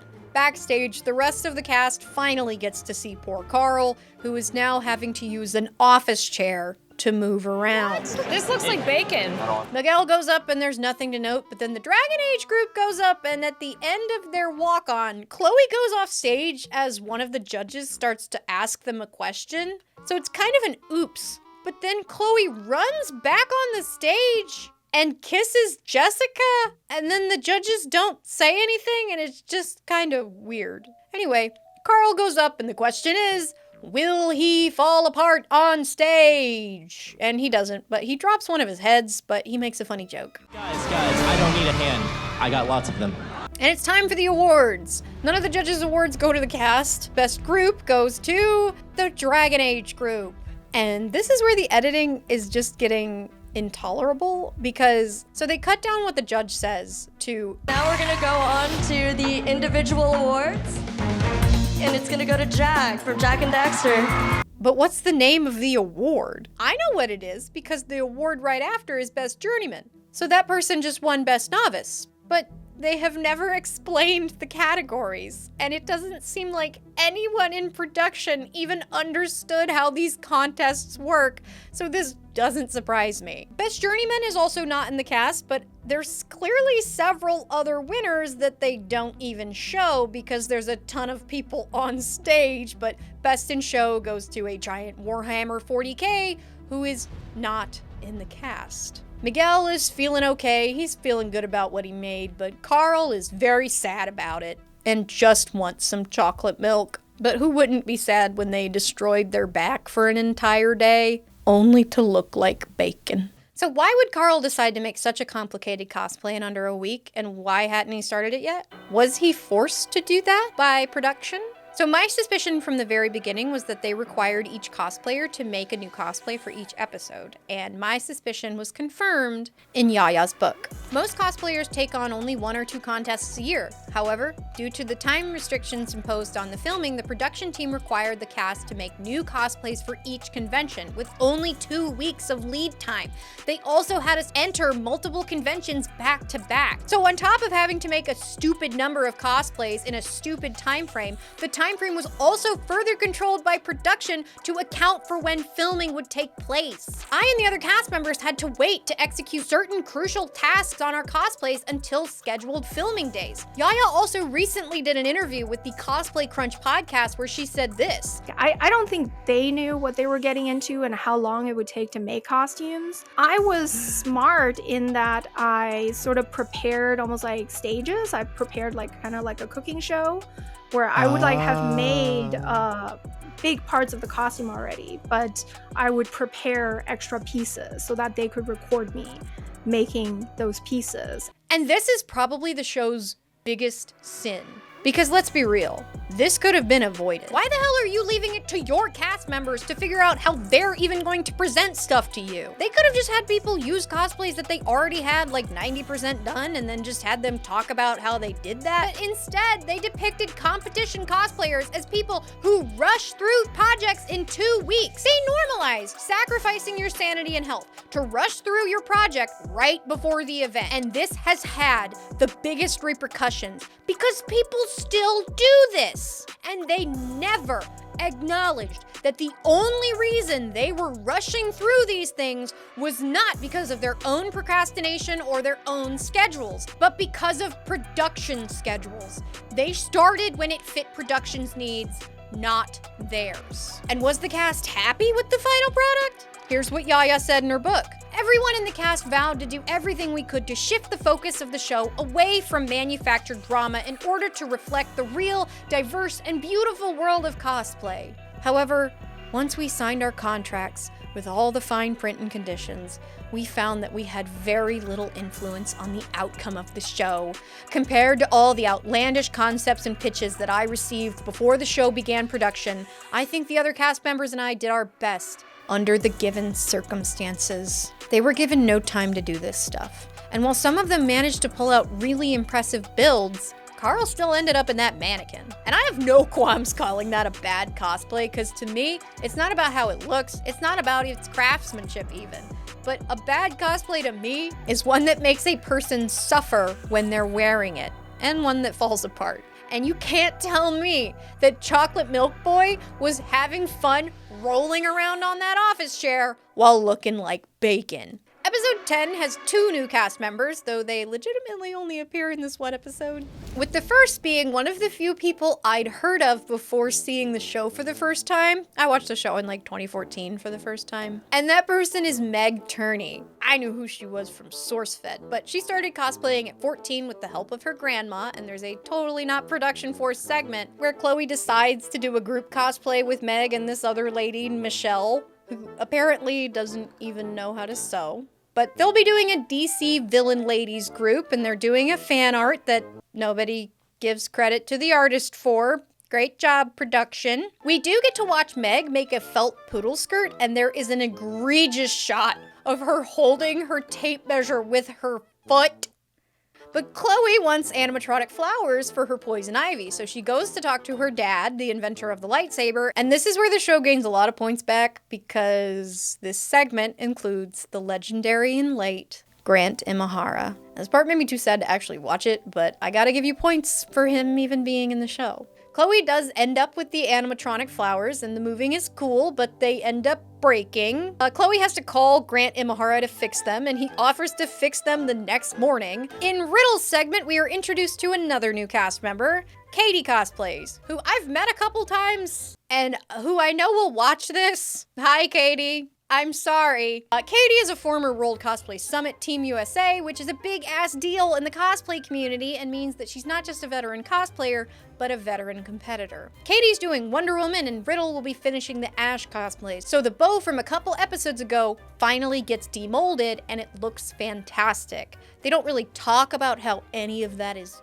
done, but they focus a whole lot on the lights she's putting into it, of course. Katie is making her shield out of craft foam and warbler, but they spend way more time talking about the lights that she's putting in her lasso because the show seems to think that lights are the most impressive thing you can do for a cosplay. At the con, there's drama about Chloe not flying out at the same time as the other DC girls because she's getting her flowers fixed, but she does make it and airbrushes herself in the hotel room and fills the hotel room up with airbrush vapor. And one of the flowers breaks again, so she runs to ask Riki for glue that will work, and I don't know what she's using, but it's probably not safe to use in a hotel room. But she fixes it, so it's time for the green screen reveal shot, and I hope that they had a blue screen for Chloe, but I don't know if they did because her skin looks really weird. They do look really cute though. Riki gets in her Ash, and it looks amazing because, you know, she took more than a week to make it. And Katie's Wonder Woman looks great. The judges for the contest are Ivy Doomkitty again, Jason David Frank again, and Yaya, who tells us that Wizard World has no separate divisions, which again, the show has never explained the skill divisions. It also has no prejudging, so performance is as important as craftsmanship, and I have to wonder if someone like Riki, who worked that hard on a cosplay like the Ash, would be taking her cosplay to a contest like this if it wasn't for the TV show. Anyway, drama. Katie's batteries for her lights are dead, but Angel Baby Riki offers to lend Katie her battery pack after she gets off stage. But then Riki's batteries die too, so she gets the organizers to let her go last so she can charge her batteries, which is bad for Katie. But the guy in front of her in line had AA batteries, and he gives them to her. Look at this wonderful camaraderie that the show has done nothing to present and has actively tried to make look cutthroat. So Katie goes up with her lights, and you can't even see them because the stage lights are on, but they do the stupid talking to the contestants thing again. And afterward, Katie runs to give Riki her batteries, but Riki just decides to go last to let her batteries charge. There's a Miku mention. Hatsune Miku is. But Miku never gets shown. The DC girlies go up and they let Meg on stage in roller skates, which just seems like a safety issue. But the flowers do work. Riki goes up and her Ash is amazing, and again, I can't even tell if the lights are on because of the stage lights, but the judges go deliberate. They talk about the DC girls and they say, I really like the originality of it. But like, they didn't draw that fan art. Riddle gets a nod for doing advanced techniques, but they seem like actually upset that her batteries died. And like, I wouldn't care if somebody's battery died as long as you can like show me a video that at some point it worked. She still wired the thing herself. Anyway, awards time. Best group goes to Not in the Cast. Best male villain. Again, what the f***? Not in the Cast. Best female hero is Katie. Best in Show goes to Not in the Cast. But then they do honorable mentions, which would literally never be presented after Best in Show. But I wonder why. Well, the first one goes to Not in the Cast, but the second goes to the DC girls, and the last honorable mention goes to Riki. So yeah, that's why they put them after. To make you even more angry about how the cast was treated, my dear friend Pins was able to track down a Tumblr post made by Chloe. She apparently wrote this in between the filming of season 1 and 1.5, and it was intended to be a guide for the upcoming new cast members. And it confirms all of my suspicions about production and adds so much more to my rage. Welcome to Heroes of Cosplay. Last season was one of the most challenging experiences of our lives. There was pain, physical exhaustion, many sleepless nights, hospital visits, and puking. All of these can be avoided if you are prepared. For general tips, she says, you are going to be rushed, so get an Amazon Prime account. But then says, we did have a different crew last time, but they got mad at us and told us a little lipstick and blush goes a long way, and basically reprimanded us for our love of sweatpants. Take a risk by all means. A comfy risk. Ew! At cons, she says you will be getting up at 8 a.m. and being kept out until 10 p.m. to 2 a.m. So get sleep. The story directors are the deciders. They can make you look good or they can make you look bad, so don't piss them off. However, you don't have to say anything you don't want to. Even if the story director gets pissed, stick to your guns and think before you say anything. The one emotion to avoid is anger, and avoid whining at all costs. The last 2 episodes are a 2-parter for Wizard World New Orleans, and they serve as the series finale. It's another Comic-Con and another one with 2 costume contests. Definitely not one costume contest that they cut into 2 episode parts. Yaya will be judging the individual contests, but hosting the skit/group contest. So she feels like she has to do something big. So she's gonna learn how to walk on stilts for the Banshee Queen from Lineage 2 to host a costume contest. Holly and Jessica are once again working with Chloe. They'll be doing an original design Peter Pan group inspired by Guillermo del Toro that they are calling Peter Pan's Labyrinth, and they'll be doing a skit. There's more cool shots of Holly being the sculpting master that they are, and there's some fun pleat math from Chloe making Wendy. The Wendy cosplay comes out cute though, but she calls it an Edwardian antique nightgown, but like, is that Edwardian? I don't know, y'all tell me. Carl is back for this episode and he's making Haunt, and we get to see him sculpt his Haunt pieces out of silicone. Jesse is back for the finale and he's gonna do Thorin Oakenshield, the one from the Hobbit movies, hold your applause. He's making his metal shirt thing out of metal, but as metal do be, it's really heavy, so he has to do it in resin instead. Miguel is doing the individual contest, and he's doing Shazam from Injustice. But then there's this scene with Yaya, Katie, Indra, and Riki. We find out that Riki and Katie are doing the group contest as a Soul Calibur group, with Katie as Sophitia and Riki as Tira? I don't know shit about Soul Calibur, and I wrote this character's name wrong in my script. Anyway, then Indra and Yaya come in and are like, oh, Indra, you should do it too. And Indra is doing Hild, and the production just makes it seem like this wasn't already planned, but I kind of have to assume that it was. But anyway, Indra does join their group. But then Yaya is like, you know, there's a skit required, right? And they make it seem like Katie and Riki are being really avoidant of the skit, but like, Katie has done World Cosplay Summit, the biggest skit competition in the world. She knows how to do a skit. Katie's plan is to do a choreographed walk-on instead of a full skit. All we'll do is we'll do a choreographed walk-on, which is essentially where we just plan out our movements on stage, make them very theatrical. A choreographed walk-on is a fully realized skit. It's just a simple one. You can tell a full story without any recorded dialogue or big set pieces. And this is a perfectly reasonable,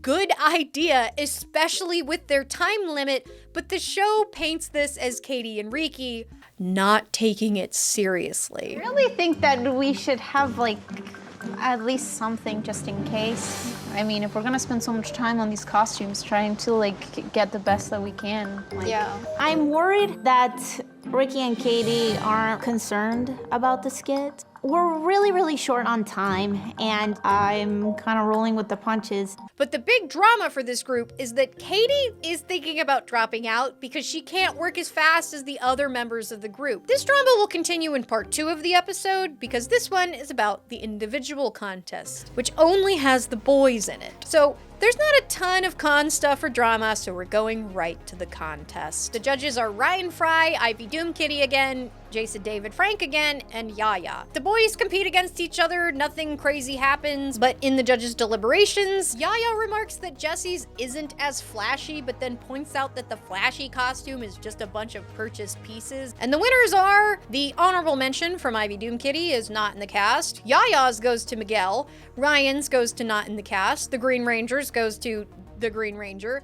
Best male hero goes to Jesse. Best male villain goes to the flashy cosplay, and best in show is not in the cast. But a good Dalek. No one will be exterminated tonight! And that brings us to the final episode and the group costume contest. For this one, we once again have the Atlanta ladies versus the LA folks, with Yaya hosting in the Big Stilts cosplay, which she finished in the hotel room after an all-nighter. Actually, the entire front half of this episode is all of those people finishing their shit in the hotel rooms. Yaya will apparently also be doing some kind of performance before the show, and she does get the cosplay finished and it looks great, so it's time for one last green screen montage. The Atlanta team drama comes back in the form of Katie being nowhere near finished. The convention is only hours away, and I still have no dress, no sandals, pretty much no costume. Like, Indra and Riddle are straight up dressed and Katie is not done, so they both go down without Katie to go sign up. For the LA folks, the subplot is that Holly has chosen to wear sclera lenses, which are those big blackout contact lenses that cover your entire eye. Holly's, though, are very painful. Why do they have those if they hurt people? They don't sell the expensive ones anymore to the US. I tried, I couldn't get any, so these aren't, they're just whatever. But even though the others say that they don't have to wear those, Holly insists on wearing the painful contacts, and they get their last green screen shot. One of you historical people tell me if that's Edwardian. These cosplays are really cool though, and I really love Holly's teeth. But oh boy, the competition has drama before it even starts. Because as Yaya is about to go up on stage for her performance, in her stilts, the MC announces her, but she's not ready. And I just cannot believe that y'all had a cosplayer backstage, still clearly not ready, and you called her up without making sure she was ready. Like, y'all know she's in stilts. Anyway, Yaya has big feelings about it, understandably. Hello, I'm not ready. Let's get loud and proud for Yaya Ha. No. Cut my music, I swear I'm about, oh my God. But they start it over and they have her come up with the help of 4 people and she like almost falls down the stairs. But she's good, she made it up and she does a little lip sync. And now she's gonna host the entire thing on stilts. They bring out the other judges and there's only 2 for this one. It's Ivy Doomkitty again and Ryan Fry again. Y'all leaving all this to Miss Doomkitty. Backstage, Katie continues to be the drama by not being downstairs yet, but Katie does make it in time. So we get the final green screen ever of the Atlanta girls. On stage, somebody let Yaya sit down, thank God. And Team LA has a whole ass bed. What jerk brought a bed to this thing? Team Atlanta is the first of the cast to take the stage, and they do a great little choreographed walk-on. I think they could have interacted with each other a little more, but they straight up had no time, so this is great. They are then followed by a Harlem Shake before it's LA's turn to haul their whole ass bed on the stage. And they have a cool ass skit. It's all visual storytelling, nobody talks, and Carl says it best. Stupendous on a magnificent scale. Excellent job. For the awards, apparently they only had 2 awards, but created an honorable mention, and the honorable mention goes to Atlanta! Best skit goes to Not in the Cast! And the Best in Show, the final award given on the show Heroes of Cosplay, goes to the LA team. Chloe takes her first Best in Show and she cries, and it's really sweet. Jessica cries too. Holly says something that gets censored. We're good at Yaya explains how well thought out the skit was and how well it told a story. And there's one last full cast meetup through New Orleans. It's very kumbaya. Everybody cries. Jesse gets told by Yaya that he's come so far, and I'll end it with what Riddle said. I actually can't imagine what my life would be without cosplay. I've gotten to travel. I've met some of the most important people in my life. It's been incredible and so much fun. And the show dies with a toast to cosplay.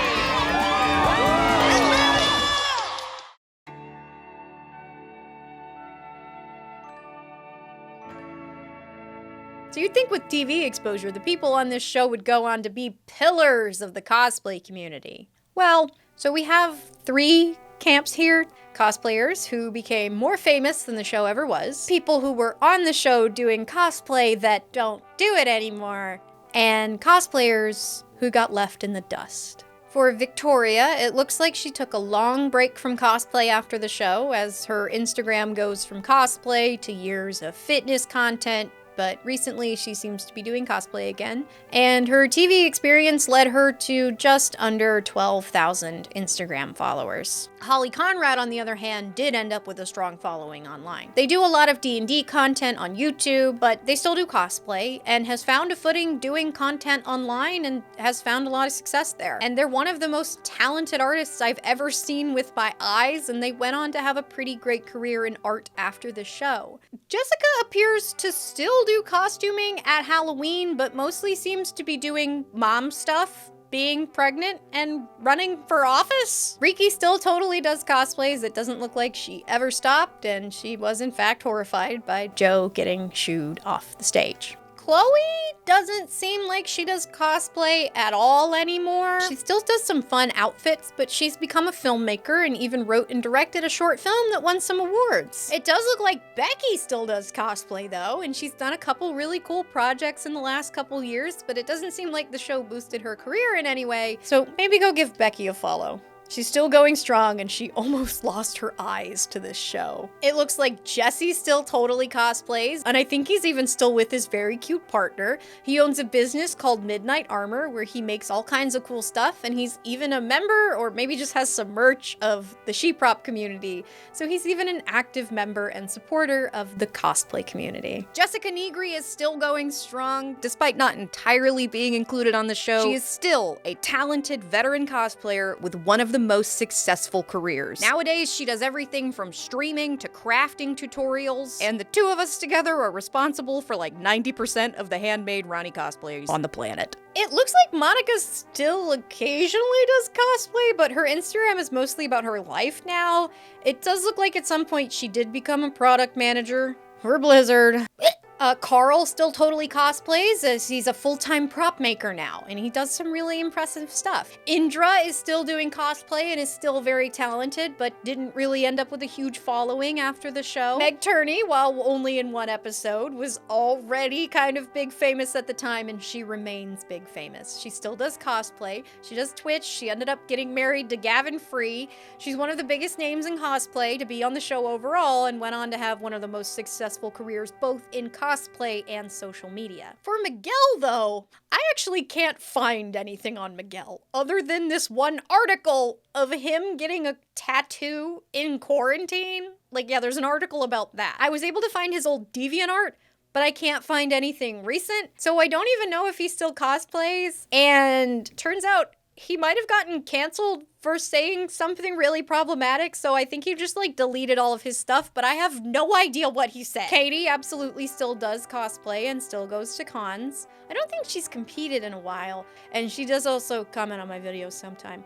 Sorry, Yaya Han remains the queen of cosplay. She has witnessed the growth of modern cosplay and is a true pioneer of what it means to be a cosplayer today. She isn't just the queen, really. She is Aegon the Conqueror. She went on to have her own line of sewing patterns with McCall's, which she even stated that they reached out to her because they saw her on the TV show. She got cosplay fabrics put into Joanne, and she's worked with countless brands and even has her own branded sewing machine that is also a brand of sewing machine that I am an affiliate for. But just because we are affiliates of the same company does not mean I will not be critical of her. When you have a moniker like Queen, people are going to end up divided on you. While on one hand, Yaya has done a lot to legitimize cosplay in the eyes of the companies that make products that cosplayers use, she's set a roadmap for making cosplay a job. She's probably one of the best MCs out there because she's actually a cosplayer and actually watches the media that this stuff is from, so she actually knows how to pronounce characters' names, which is actually very rare. But the conversations about bodies in cosplays, sexy cosplays, and the show even existing and her having such a big role in it left a bad taste in a lot of people's mouths. So I wanted to hear what she had to say about some of the things she said on the show and how she felt. Hi, I'm Yaya Han. I've been cosplaying for 25 years and I'm still the queen of cosplay. Sarah made me say that. This show was pitched as a competition show because it's the first show about cosplay, the first show about this very weird, esoteric hobby has to be focused on competition. Otherwise, people won't understand why you do it. They kept trying to pressure me to compete to fit that guideline, that structure. I said, well, my role is not a competitor, and you're filming at real conventions, and you're saying that you're a documentary show, it's like a docu-series. Oh, they were pitching it as a docu-series? It's a docu-series. It is a documentary series, supposedly, yes. They even flew me out to LA, and I had to go to the sci-fi offices at Embassy Universal, and I had this room of Hollywood people surrounding me, and one lady literally looked at me and said, "Don't you want to be a star?" It was crazy. That was my moment where I was like, I'm in a movie. I kept saying I needed to be a judge because I was already contractually obligated to go to conventions that spring when we were filming, and we were actually at a stalemate to the point where for a few days the production was stalled and they weren't sure if it was going to get greenlit or not because this little Asian girl in Atlanta would not submit to their whim. And finally, the Mark Cronin, the producer, he called me and was like, "Would you be willing to compete in one episode?" I was like, fine, because I was thinking about how many people were already involved. I didn't know how to say no when it was all right, just one. So that was a compromise, and I ended up competing for the last time ever at Planet Comic-Con. Were you supposed to be involved in the show originally? I was originally supposed to be a part of the pilot, yes. I was not a part of it, because when they started to do the filming and stuff, it started to get really reality show-y. They originally said it was going to be like a face-off type thing, like this is the point of why people are here and this is why we're doing it and da-da-da. It started to go in a direction that I didn't want to be in that direction with those people that I had grown so like comfortable with. If I don't get a good vibe on something, I just say no. And I'm like, sorry, I know this could be like a really great opportunity. I'm not gonna do it. I just don't want to do this. That I don't want my relationship with these people to be affected, you know? I was really like, I don't want a TV show and I don't want them to craft this narrative of me and package me up and sell me. It was this push and pull between production wanting us to do things and us vetoing, and sometimes we won and sometimes we didn't. They were definitely feeding us lines or trying to feed us lines. So let me explain how the confessional works. You go from being out in the world and being in public to total isolation. So psychologically, that is kind of jarring. And they ask you questions. They're like, take me back to that moment. How did you feel in that moment? And you have to say, I feel like, you can't say I felt like. They also make you wear the same outfit. So like you have to have one outfit that is approved, one makeup, one hairstyle. In the first 6 episodes, I had that red dress, and every convention I had to bring that with me. For every confessional, I had to put that back on. Are they making you change out of cosplay to do this? Yes, of course. So you'd be in costume all day, and then you have to get out of costume, change your makeup. It was very crazy schedule in that sense, and that's what they also like. They want you to be tired and exhausted, and sometimes they want you to be hungry. When things like were not going well, sometimes they would offer you a glass of wine. The reason they want you to be consistent in how you dress is so that they can cut and edit between all the different shoots. Something you say 4 weeks from now could be edited in the same sentence. I like to say that, to look at reality show editing and how we were edited is, if I were to say the sentence, I don't like hot dogs with mustard, but then they can just cut it to, I don't like hot dogs. And when they feed you lines is when you don't say what they need to be said. They're like, well, this is something we need. We need this line so that we can then go to commercial. Like, they keep nagging at you until you do. And the first few episodes, I don't think I did very well in the confessionals. I sort of let myself be more manipulated. At the beginning, you kind of want to please the producers because they're so nice, and you feel important because you're like on the set with all these lights and all these cameras. And like, I think we all felt that. With anything that anybody ever does, you're gonna have a knee-jerk reaction. You're gonna have that gut feeling first. Then you're gonna have this feeling of, if I don't jump on it, when am I ever gonna get this opportunity again? Sit with the feeling of the gut reaction and really try to self-analyze why you're having that reaction and what that means to you. At the end of the day, you're not going to lie to yourself if you are picking up something is funky. There's no way to know truly if something's gonna be good or bad for you unless you go through it or don't go through it. I think this was one of those situations publicly where I was able to and it was okay. I think I just need to clarify that in the contract,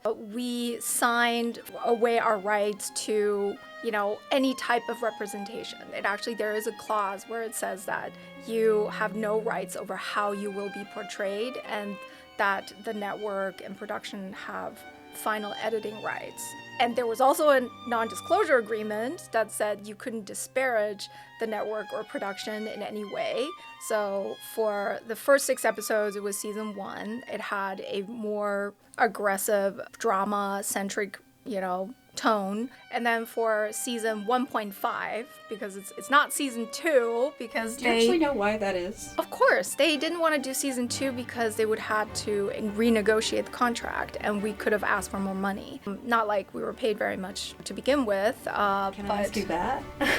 I mean, I'm not under NDA anymore, so we were all paid $2,400 per episode. Hi, I was literally uploading the video and Miss Han just texted me to tell me that she actually got that number incorrect. She says that they were actually paid $2,400 per season. That's $400 an episode. $400 for 2 weeks of filming. That doesn't seem like a lot. It's not a lot. It's really not a lot. No, it's the bottom of the barrel. Yeah. The biggest controversy of the show, or one of the biggest controversies, is the conversation at the dinner table where somebody makes a comment about people cosplaying as Superman. Why do you think the backlash landed on you, and how did it feel to be villainized over a comment somebody else made?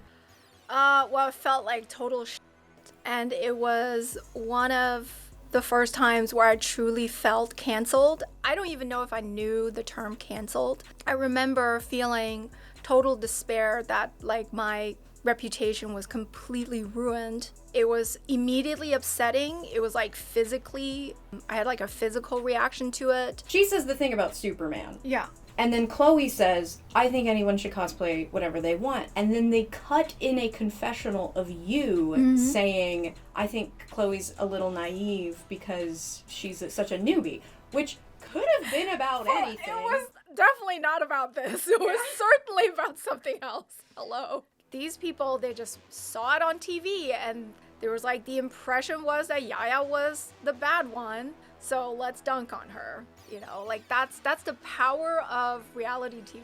One of the I can't remember he was one of the cool ones, but he was like, it was when I was talking to him about the show and I was like, hey, I don't want to be a part of this anymore.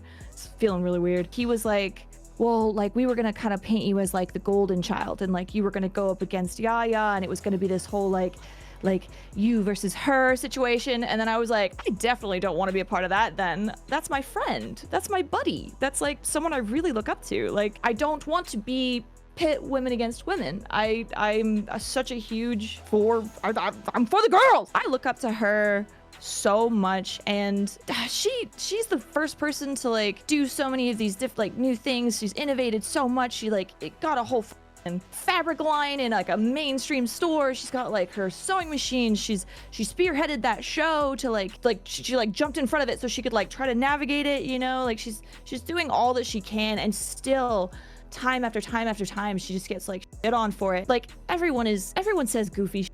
Like nobody's perfect, but back in the day she would put so much time and effort into the community and then they would just like go after her for it and everything, and I was like, I'm so confused. Like, what do you guys want? Do you want someone to just like, what do you need? Like, what do you want? Like, what do you want? How do you feel about sexy cosplay now? And how did you feel about it then? I have always done sexy cosplay. Like, I did my first bikini cosplay, I think a year or two after I started, you know, back when it was definitely very, very even more controversial, but I am fully supportive of sexy cosplay. I think it's empowering and I'm completely all positive on it. And I know it wasn't always portrayed that way. Like, it wasn't portrayed that way on the show. You obviously haven't seen the show, but this was one of the most problematic things that was said on the show, and it was so weird because Yaya said this about you. Could you just establish that you and Yaya are friends? Oh, dude, thick as thieves. She can't get rid of me. But this is what she says about you. You have to promise me that you won't sell yourself short.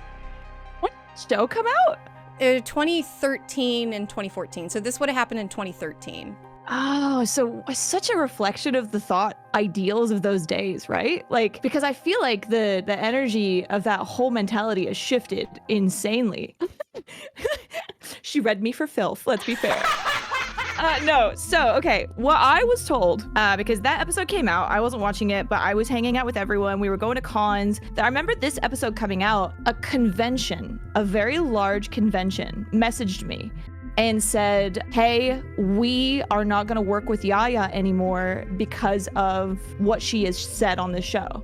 And I was like, hang on, hold up. I messaged Yaya, because Yaya was my friend. I said, hey, Yaya, this is kind of what's happening. Is there something you want to do about that or whatever? And she goes, oh my God, I can't say anything. Kim, that's not what I meant. They edited what I said to completely different, because that's not what I said, is what she told me at the time. And to this day, I'm very much, if that is the truth and the reality of what happened, and if what she actually said was not that, and they pieced it together to make it seem like that was the intention of like her words. That's eventually just gonna be on her. If she's gonna lie about that, I'm gonna believe her and say that that's what she said, that was what happened to her. So I'll believe that, because at the end of the day, the universe has a really good way of clocking you if you're full of it, you know? How did we get to the portrayal that was on the show? Well, I really mulled this over, and I have 2 answers for you. They both are, I think it's 2 factors that led to my portrayal on the show, where I seemed more prudish and more judgmental about people doing sexy cosplay. So the first reason is very simply that it was towards the beginning of the show and I was manipulated. They're just like, this storyline, you have to be the mentor figure, you have to be the one that pushes back. It makes no sense for anybody else on the show to do it. You have to be the one to be critical of it. And then they asked me a lot about my opinions about sexy cosplay. And back in 2013, like really until 2013 and even further, we were in the era before the Me Too movement. And women in costume, they were harassed. I have been harassed so many times at conventions. Grabbed, really like grabbed by my waist. People would touch my butt. I got poked in the boob. I got a guy that literally just put his face in my crotch at Dragon Con when I was wearing a bunny suit. And it was like during that time that the cosplay is not consent movement started, because of how many female cosplayers were being harassed at conventions. But in 2013, pre-Me Too, the cosplay is not consent movement was still not as prevalent as it is now. So people weren't as aware of things happening to female cosplayers. Now, when I became more and more well-known in the cosplay community, and when I started going to conventions as a guest, the harassment stopped. Because security was watching, other people were watching, I had a guest badge on, I was in official areas. Same with other big name cosplayers like Jessica. Jessica could walk around in a sexy costume, but she would not be harassed because she would have her entourage with her, everybody would be watching her, and it would be a huge scandal if you touch Jessica inappropriately, right? My concern was toward the young, unknown female cosplayers that would see me and Jess, flaunting our stuff and wearing sexy costumes, and they would maybe feel like, well, if they can do it, then I can do it too. They look so cool, I want to do it too. But the unknown young cosplayers, they're the ones getting harassed. I explained my feelings to the production, and I think they just kept pushing it. They were just like, oh, you're concerned. Well, you're concerned for your cast member too, right? And you're her mentor. But so I do apologize for how I came across back then. It is not how I feel, and I do feel that I got manipulated, and it was a great lesson to really steel myself and work even harder to fight against their manipulation. At the end of the day, Yaya puts a lot of responsibility on herself to portray cosplay in a way that she feels is the correct way.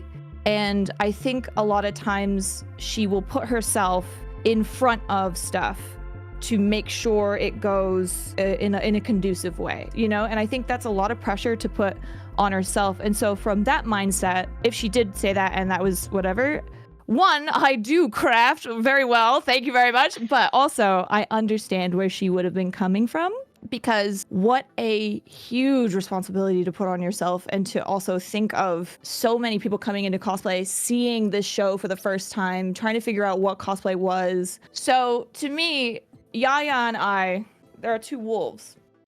And Yaya is back in the day, was the crafter, the creator, and the spearhead, and she would make things for people, make products specifically for crafters and everything. And I very much leaned into heavy the play aspect, because everything that I've been taught about cosplay is that it's costume play. And so you play in the costume and you have fun in the costume. And there's no way I would ever be upset about it, because I believe people bring the energy to their life that they deserve. And I think the fact that I kind of came into her life, and was wrestling with all of her core beliefs and everything, was like a really like cheeky way of the universe to do that, if that makes sense. I was not let off the hook for that comment. I was canceled a second week in a row for 2 weeks in a row. My life was a living hell. People were writing that they were like throwing my prints and calendars in the trash, and that they just completely are disappointed in me, that I've completely betrayed them, and that I completely betrayed my friends, you know, because they were like, oh, Yaya and Jessica hate each other. And we had to actually like have a talk, and then we had to make a video to show people that no, we're actually still friends, you know. And I also couldn't really talk about this openly because I was under NDA. I could not say they, you know, edited me falsely, or I couldn't say they fed me a line, you know what I mean? Like, because that's like, all right, now you're going to court against NBC. What are your thoughts on sexy cosplay being referred to as the easy and cheap route? I think it's elitist because you're essentially saying you're not allowed to dress the way that these characters have been drawn or something. It's expensive to cosplay. What if someone only has enough money to make a breastplate, you know? Like, there is like sexy cosplay that is full-blown armor, but immediately because you show boobs and midriff or butt, you get thrown out. And I think it's kind of crazy because like what Yaya cosplays, she cosplays sexy stuff, you know? She's a sexy ass lady.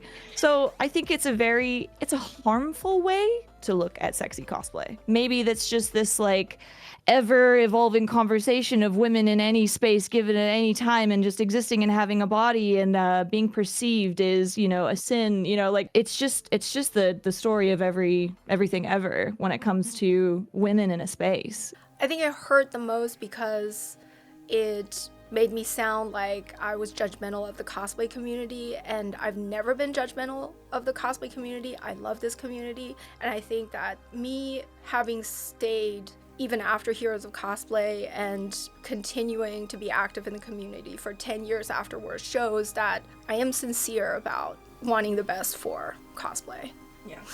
I knew that Heroes of Cosplay was made for people who had never cosplayed before, and that it would probably rub people in the community the wrong way. And there were a lot of people that blamed me and the other cast members for like letting cosplay be portrayed this way. And I'm just like, you have no idea how it would be portrayed if we weren't on the show. If they had gotten people that just wanted to be TV stars and they played into the storylines and drama, like, then it really would have been the Real Housewives of Cosplay. My God. I hope that now, with many years in between, people can understand the show was truly an introduction, and that as an introduction, Heroes of Cosplay did a good job. It introduced a lot of new people to cosplay, and it especially normalized cosplay to many, many parents and many people that didn't understand their kids. And so like, I forever am traumatized by this experience, but I forever I see it as what it was, is that it did change the cosplay community for the better. It brought in more and more people, and it made it more understandable and more normalized for the greater public. Like, without Heroes of Cosplay, we probably would not have all the cosplay materials that we have now, because it was through Heroes of Cosplay that I was able to make a deal with a fabric company and convince Joanne to stock the fabrics. And that led to, you know, the sewing patterns, that led to other companies starting to sell materials and such, you know, up until like now we have a thriving ecosystem and just like huge market of available cosplay resources. And that's literally only possible when lots and lots of people cosplay. I'm a strong believer in a rising tide raises all ships, you know, like whatever it is that one person does that brings a new opportunity is going to be good for everyone. Heroes of Cosplay was a net positive for cosplay. Yeah. I actually think so too. Okay, good. I'm so glad to hear that. It was very flawed, though. Mostly the flaws are how they treated y'all. Yeah, it was people who had no idea what this was about making a show, and then once they were done with their contract with Heroes of Cosplay, then they just moved on. They were able to move on to a totally different topic and never think about this ever again. He rode away on a yacht. Yep, he did. All the cast members and I, we really did our best to portray cosplay how we saw it authentically. And, and I hope that the positive repercussions can be felt and are visible, and that let's just keep cosplaying and keep having fun with this and keep welcoming new people into our community. Let's do that. Let's have open arms for everybody who wants to join cosplay. Okay, do you have anything else you want to add? Cosplay is costume play. We will die soon. Just live your life, man. Cosplay's fun. Like, we watch anime and we dress up these characters. It's not that serious. Like, have fun with it. Have a good time. Have a good time. So, you might be like, if this was 10 years ago, why are you bringing it up now? You know how when the first video game movies came out and they were bad and they were weird and they made people afraid to make them or go watch them? Well, Heroes of Cosplay did that to me. There's been a few pieces of cosplay legacy media that have come out over the last couple years, and I've straight up never watched any of them because I'm scared that they will be as bad as Heroes was. There's one that just came out that's called Alter Egos that I hear people really like, but I haven't been able to watch it because I just put myself through this again! What I'm doing here is I'm trying to heal some wounds. The wounds of a community scorned by Hollywood. The wounds of those who shouldered the blame. And even the wounds of those who had a controversial conversation and had it shown to people without the ability to rewind and double check who said what. The show was a stupid, early 2000s reality show that was trying to be Real Housewives, and it hurt my community. So I'm trying to put it to death so it can't hurt us anymore. If you want to see some accurate depictions of cosplay contests, boy, do I have some videos for you. I've got this one, I've got that one. This one's like the best thing I've ever made. Please check them out, please subscribe, and please watch something else for me because the algorithm likes that. Not that you owe me any favors after watching my 2-hour-long video, but I did in fact watch Heroes of Cosplay, so you didn't have to. I'm sorry, I had to do that. And I did keep you entertained for 2 hours, so maybe subscribe. Thank you to Her Grace, Miss Han, for being willing to relive her trauma with me. I gotta say, I read her entire book for this project, and I actually really recommend it. It's actually a much better introduction to cosplay than this show ever could be, and it's a really great review of the history and with info that I think all cosplayers should know. And thank you to Jessica Negri for existing, but the biggest thank you to my newest big support tier patrons, Ghost Orion and B is me. Thanks for watching. Bye.